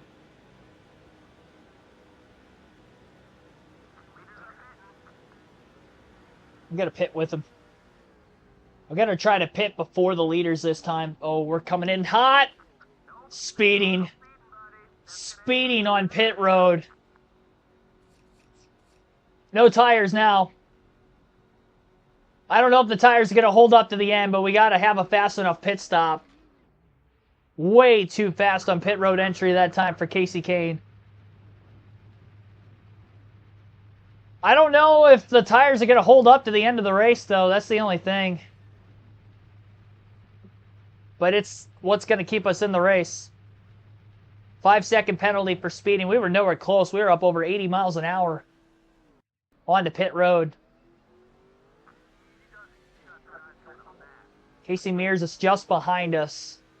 We'll get up to speed quicker. We should be the leader. As long as we cycle in front of Kyle Busch. We'll have to see where he cycles.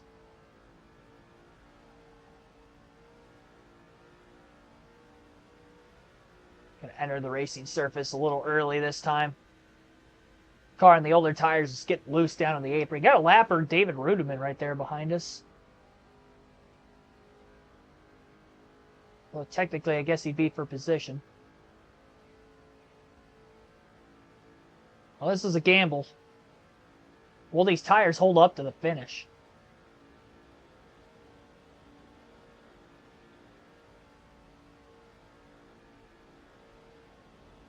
Did a couple laps earlier, but they're going to have to go almost 2 full runs. I don't know that they're going to make it. But it was the only kind of last shot we had into trying to win this race. There's Busch down on the bottom of the track.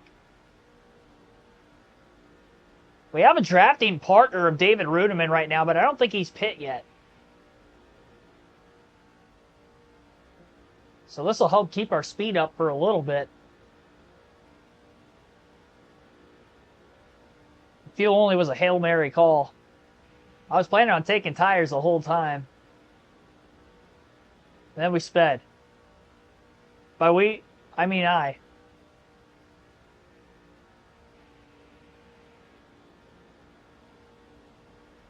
David Reagan's leading. Maybe the first time today.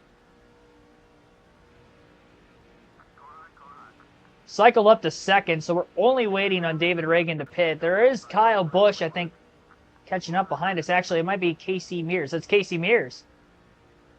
So Mears will cycle well out ahead of Busch.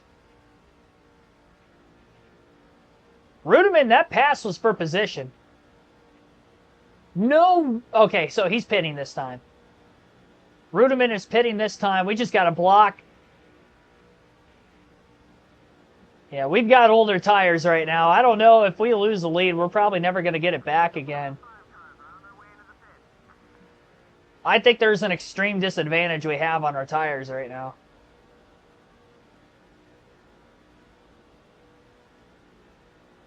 Casey Kane leads with 26 laps to go in the Daytona 500, and Casey Mears in the 25 is right there. A couple more of the leaders. They're closing the gap. Is that Kevin Harvick? Harvick and Kenseth, it looks like. No, Gillen. Gillen in the 38 with Matt Kenseth. And there's really, I mean, there's nothing we can do here.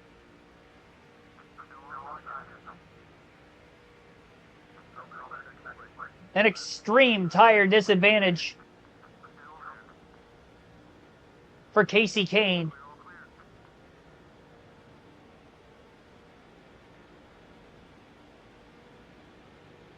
Kenseth's going to get to the lead.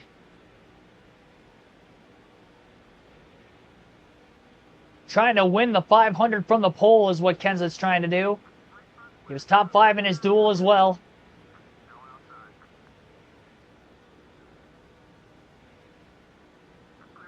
Slow car trying to get up to speed down to the bottom of the track. That's going to hurt Casey Mears. That was David Rudiman in the 00. Back to second for Kane. Though the 17 car of Matt Kenseth is still going to lead the way. We get good launches on the restarts. Hopefully that'll be the case even with old tires, that maybe there's a chance if we get a late caution, we can still get to the lead. But that might be our only chance of trying to win this race the rest of the way now.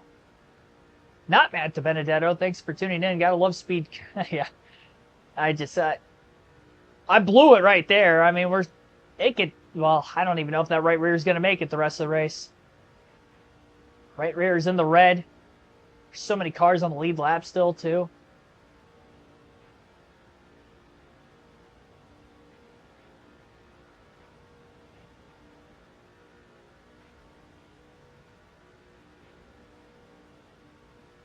I don't know if the tires are going to make it all the way to the finish.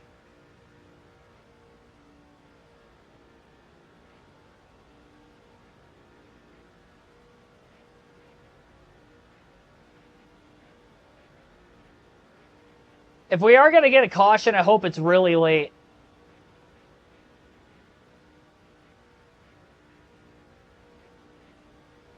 Obviously, with going fuel only, we do have another set of tires left.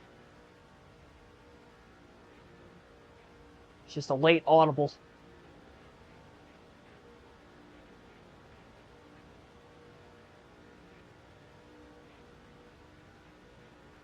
Casey Kane used to be your favorite driver? Well, I'm racing as Casey Kane because the chat wanted me to race as Casey Kane. So you can thank them and maybe yourself if you ended up voting as well. Somebody else just hit pit road. I don't know who that was. Burped the throttle just a little bit. That was risky because I wasn't sure. Man, this car's so loose right now. That right rear on the red. Mears has a gigantic run on Kenseth, by the way. And here goes Casey Kane. Gets back into second, but he's not going to be able to get to the lead.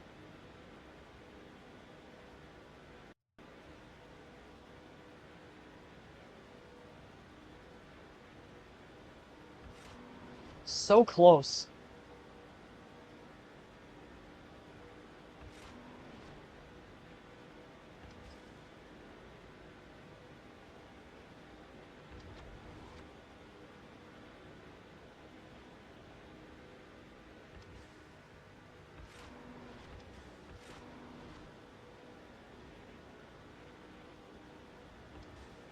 Doing my best to get him a bit wobbly.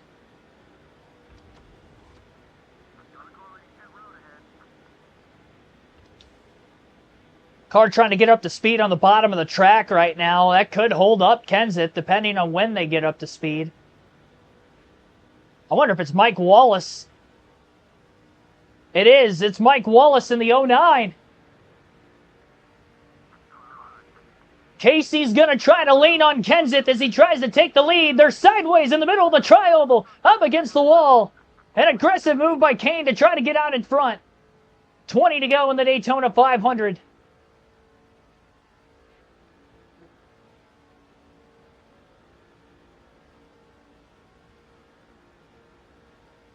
Legitimately trying to force him behind the 09 car.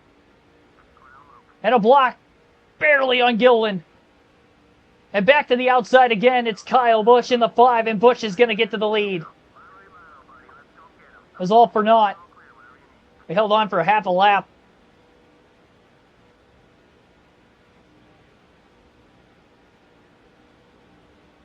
Gonna have another crack at this, though. Mike Wallace was able to pull away because we slowed the whole pack up. And nobody got by the 09 at that point. And again, Mike Wallace not sure where to go. And Casey Kane's going to be the guy to clear everybody. Contact with Gilliland. Contact. I'm doing everything I can, guys. Oh my gosh. We're making this thing wide.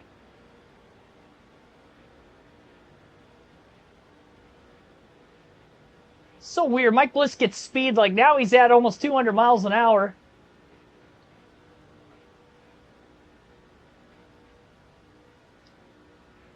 I'm doing what I can. And the pack is catching. I'm not going to be able to do this for 18 laps, but I'm giving it my all.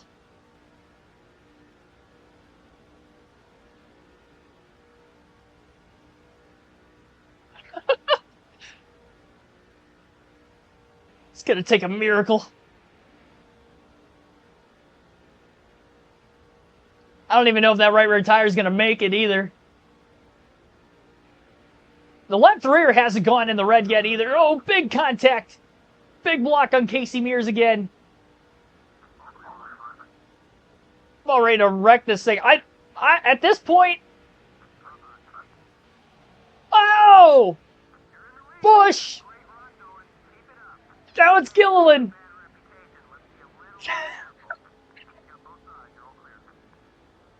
Jesus, take the wheel.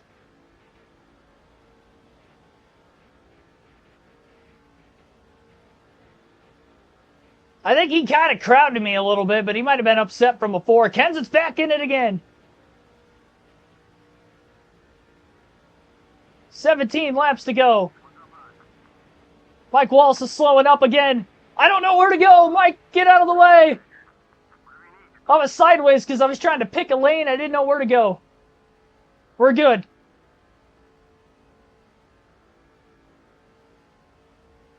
I was loose before I got to Mike Wallace. That buys us a little time. We're going to have so many rivals when this thing is done. I can't give up the lead again because now Mike Wallace is behind us.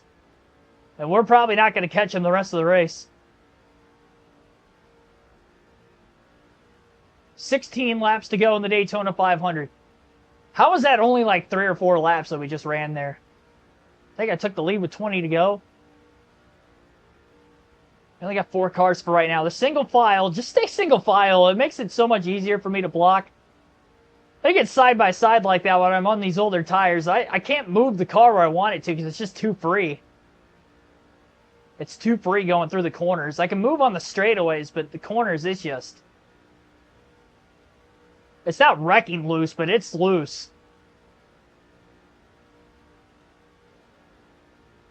It's honestly hard to keep the car down on the bottom of the track off the exit of the corner because of it. The rear tires are just sliding. 15 laps to go. Can the right rear make it to the finish, let alone can Kasey Kahne hold off? I'm wrecking my grandma to win this Daytona 500 at the rate we're going at right now. We are...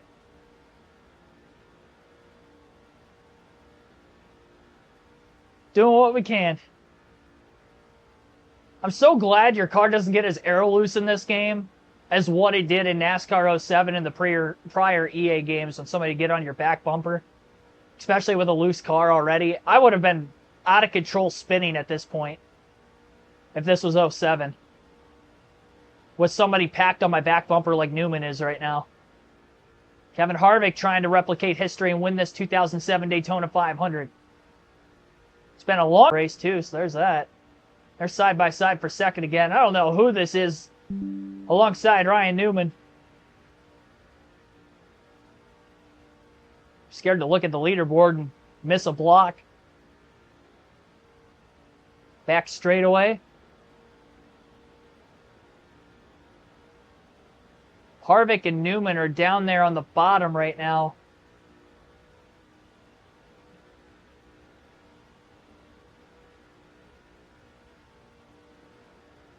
Harapai has a run. Harvick thought about going with him.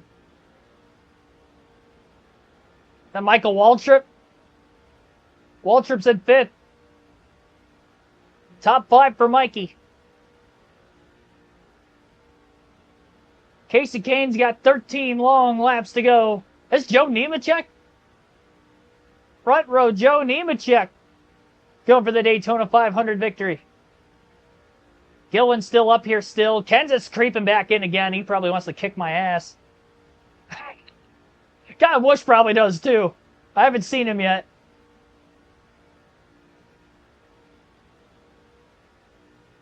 I'll tell you what, the way we're racing, we better win this thing.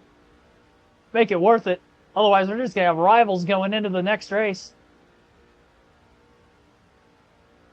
It'll make our life so much more difficult. 12 to go. These laps are, they feel like they're taking an eternity right now.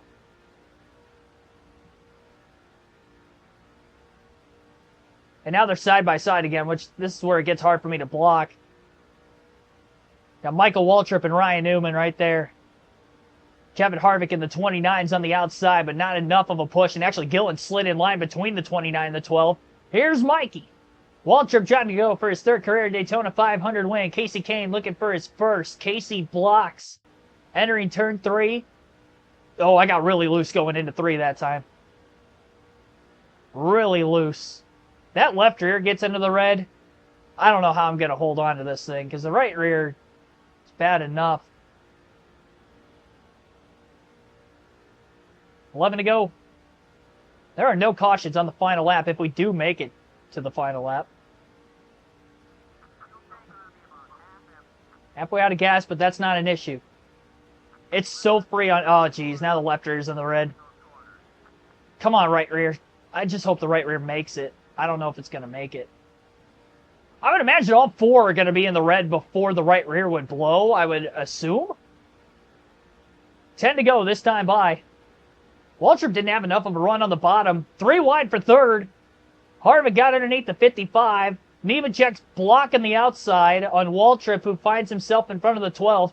We got a teammate. Oh, no, never mind. That's still Gilliland. I thought I saw Elliott Sadler back there. That is Gilliland in the 38 still. 10 to go for Kasey Kahne.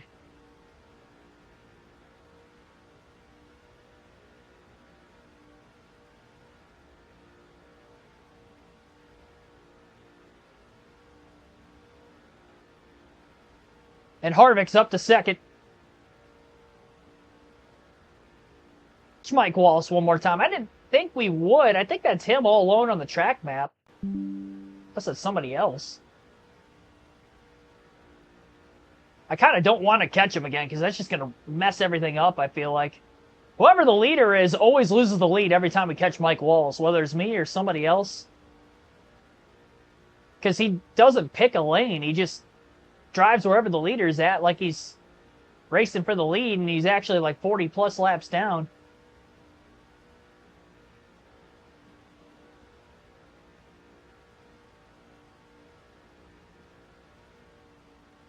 Waltrip back to the inside for second on Harvick. On the back straightaway. Yeah, we are going to catch Mike Wallace again. I'm assuming that's him.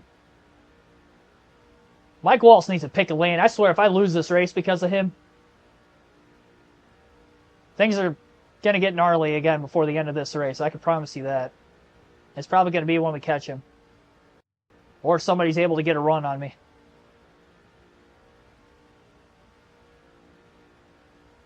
8 to go. I just hope the tires make it. I only went fuel only because we sped on pit road, and a 5-second penalty with a 4-tire stop. Obviously, we'd be 5 seconds back from where we're at right now. We would be out of contention. There's a Hail Mary pit strategy to try to give us a chance still. And I guess we are going to catch Mike Wallace one more time after all. I almost wonder if he might have pitted, and that's why we're catching him sooner this time around, because we literally caught him right around 20 to go. Might have even been a little after that. We'll be catching him again. Cars. Waltrip's probably got a good grade on super speedways, I would imagine. So equipment-wise, he's probably going to be good here too. Here's Nemechek for what will probably be the last time for sure this time around. And he's going low. Oh, sorry, not Nemechek.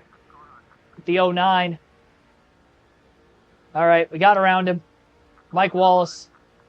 I'm all flustered here. I'm getting everybody's names wrong. Oh, really loose going into 3 there. I got to block the 09 because somebody could draft with him, even though he's not quick at times. They could push him. Mike Wallace got slow off turn 4. 6 to go for Kasey Kahne to pull off a miracle and win the Daytona 500. This is intense. I'll tell you what, this is not what I expected coming into the race. Everything that's happened, polar opposite of what has happened with the Busch, the truck, and even the duel earlier. They've all been so kind of reminiscent of each other. Then we get into this thing, and it is just a cluster.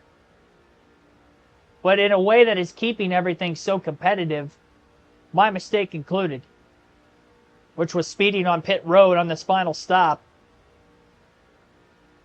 David Gilliland's up to second, trying to pull off the upset in the Daytona 500. He was actually on the pole for this race, if I remember correctly, in this same 38 car. 5 to go. I had a moment off turn 4 there. I got really loose, barely kept it off the wall in that outside lane. Single file with Gilliland. Oh, car is just not wanting to stay in one line. Floated up the track, but Gilliland didn't have enough of a push from Harvick to try to make the run. Another float high. Now down to the bottom to block on the back straightaway. Field's still a little spaced apart from where the 09 of Mike Wallace left everybody.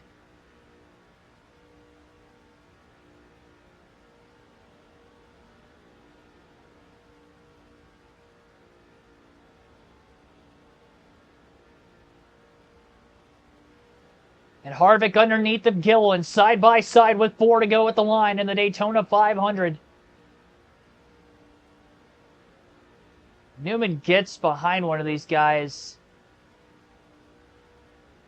Somebody's going to be getting a big run. Who's in 5th? Is that Casey Mears still in the 25? We haven't seen Jeff Green in a long time in this one. Maybe it's Jeff Green. Lock on Harvick. Got to go high. Harvick doesn't have anybody behind him. He probably will once we get into the corner. Newman still stays wide with the 38. Almost gave up the bottom, trying to kind of cover both lanes at once. Got to be careful in the middle. We got split 3 wide a couple times earlier. I would imagine on older tires it's going to be even easier for that to happen. 3 to go. 3 very long laps at the Daytona International Speedway. Casey Kane looking for his first career Daytona 500 victory. Got really sideways right in the middle of the corner. You saw it snap. Holding on for dear life. You got to keep your foot in it and try not to overcorrect. Is it Jeff Green? What a comeback from Jeff Green. He's got a quick car. Oh, it is. I think it is that Best Buy. Gillen cleared for second on Harvick. Harvick back to the inside again. 2 laps to go in the Daytona 500. If they get to the white flag, no cautions on the final lap, and it legitimately will be checkers or wreckers. Casey Kane is going solely for the win here and nothing else. We saw this in the final 20 laps a couple times already. Gillen high, loose, Casey off turn 4. I almost overcorrected that time. I was turning right quite a bit there. And I thought I was going to pop the wall off turn 2. Oh my gosh. I'm literally dirt tracking it off the exit of the corners now. It's getting gnarly. White flag this time by. Oh, that was a tight squeeze. Barely stayed in front of Gillen. He might have cut us a break there. I was trying so hard not to turn myself into the wall off his front bumper. One more lap for Casey Kane. About 2 more miles into turn 1 to pay dirt. The car's sliding. They're 3 wide for about 4th. Waltrip in the middle.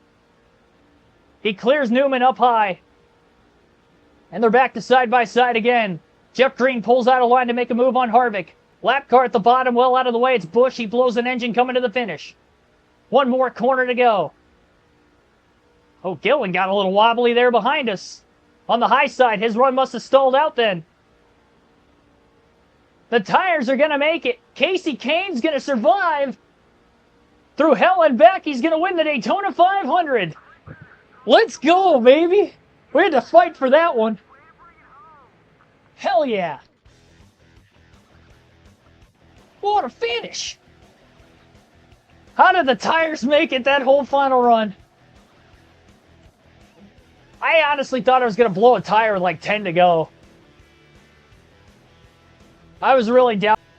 If I would have blown a tire right in front of the field, oh my God, that would have been... that would have been terrible.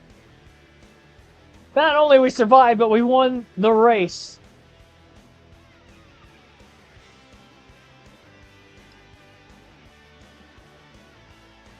I think our tire... Yeah, I blew the tire out already.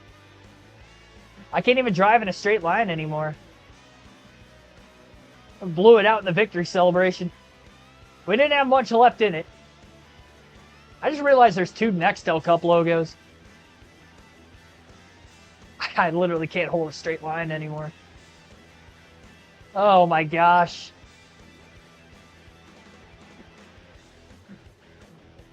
We got the sweep. It was way harder than I was expecting. I did everything I could to not lose that lead right around 20 to go. Banging off of Kyle Busch and Matt Kenseth. I probably owe him one. Margin of victory, 97 one-thousandths of a second there. Todd Gillen.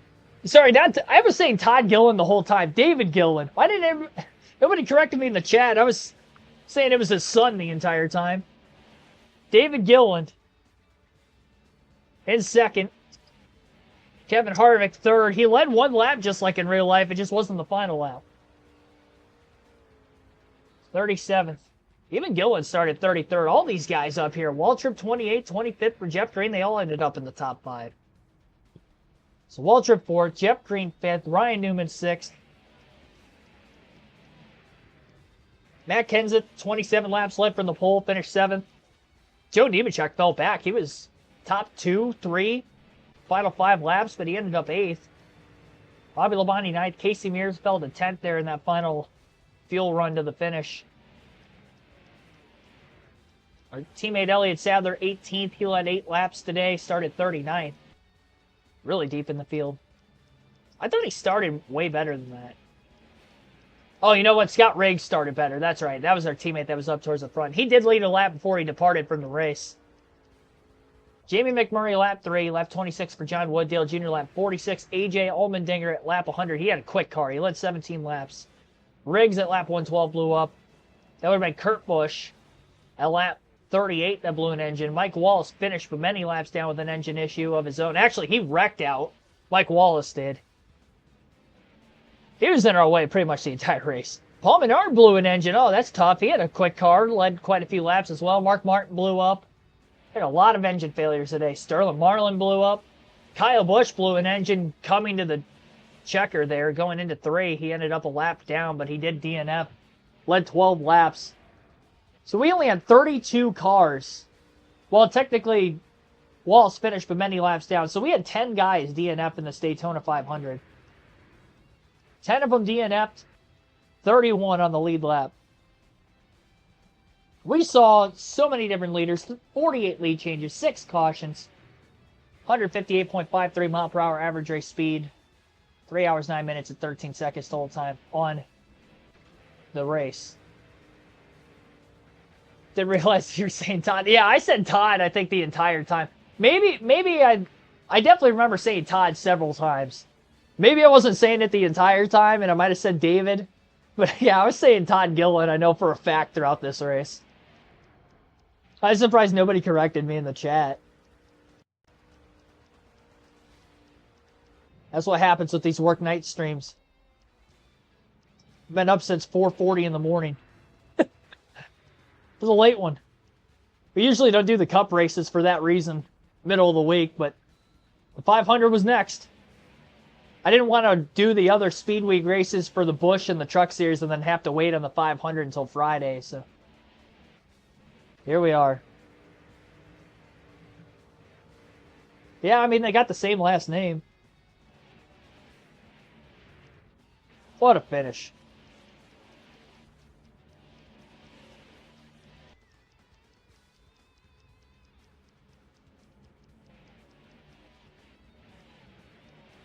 What an audible to take the fuel only just to give myself a chance, too.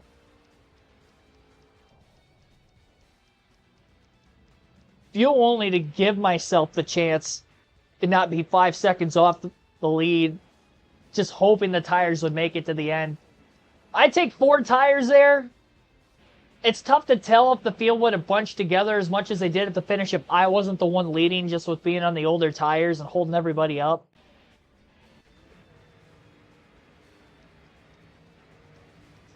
But, man, that's got to be one of the hardest fought wins I've had in a minute. It's not often I'm having to play defense on everybody for a win. Usually it's having to come from behind on the offensive side. So usually I do this and I end up wrecking a lot. Yeah, there's Casey. It actually kind of looks like him. It's a little bit better than some of the earlier EA games before that. Nobody looked like anybody.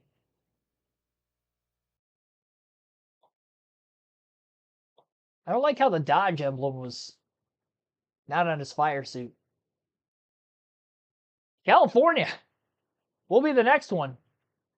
We haven't raced an intermediate track yet. I mean, we've only ran Daytona on this game, and we got California coming up for the next 3 days on the channel because all 3 series will be racing here. We'll have the truck race tomorrow, which is 100 laps.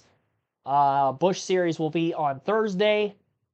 And then we will end up having the Cup Series race on Friday. So hope to see you for that.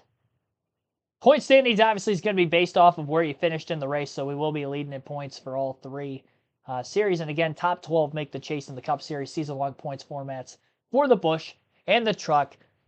Hopefully for the Busch and Truck Series, we have more competitive races. I am scared on that for those series because they were not competitive and we dominated both races. More so even the Truck Series. I led 95 of 100 laps at Daytona. Like, it was stupid how much we led in that race. We had to come from behind in this one.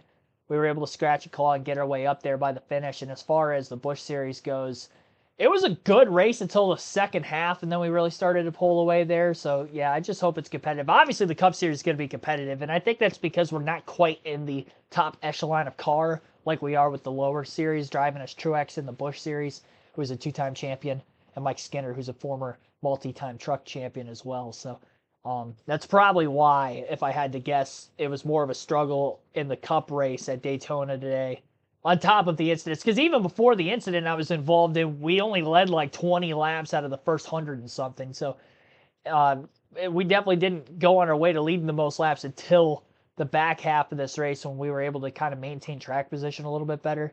And even then, I would lose the lead, and I just could not get it back. And if it wasn't for the second to last time we caught Mike Bliss, the second to last, I'm going to be saying that all season, aren't I? The second to last time we caught Mike Wallace, that was the one where it was like, I have to get this because, for one, I didn't think we were going to catch him another time. I was scared the leaders were going to just drive away from me while I was on the old tires of whoever was in front of me at that time, which there was a couple cars. I think we were third or fourth. And I had to beat Matt Kenseth down for that one.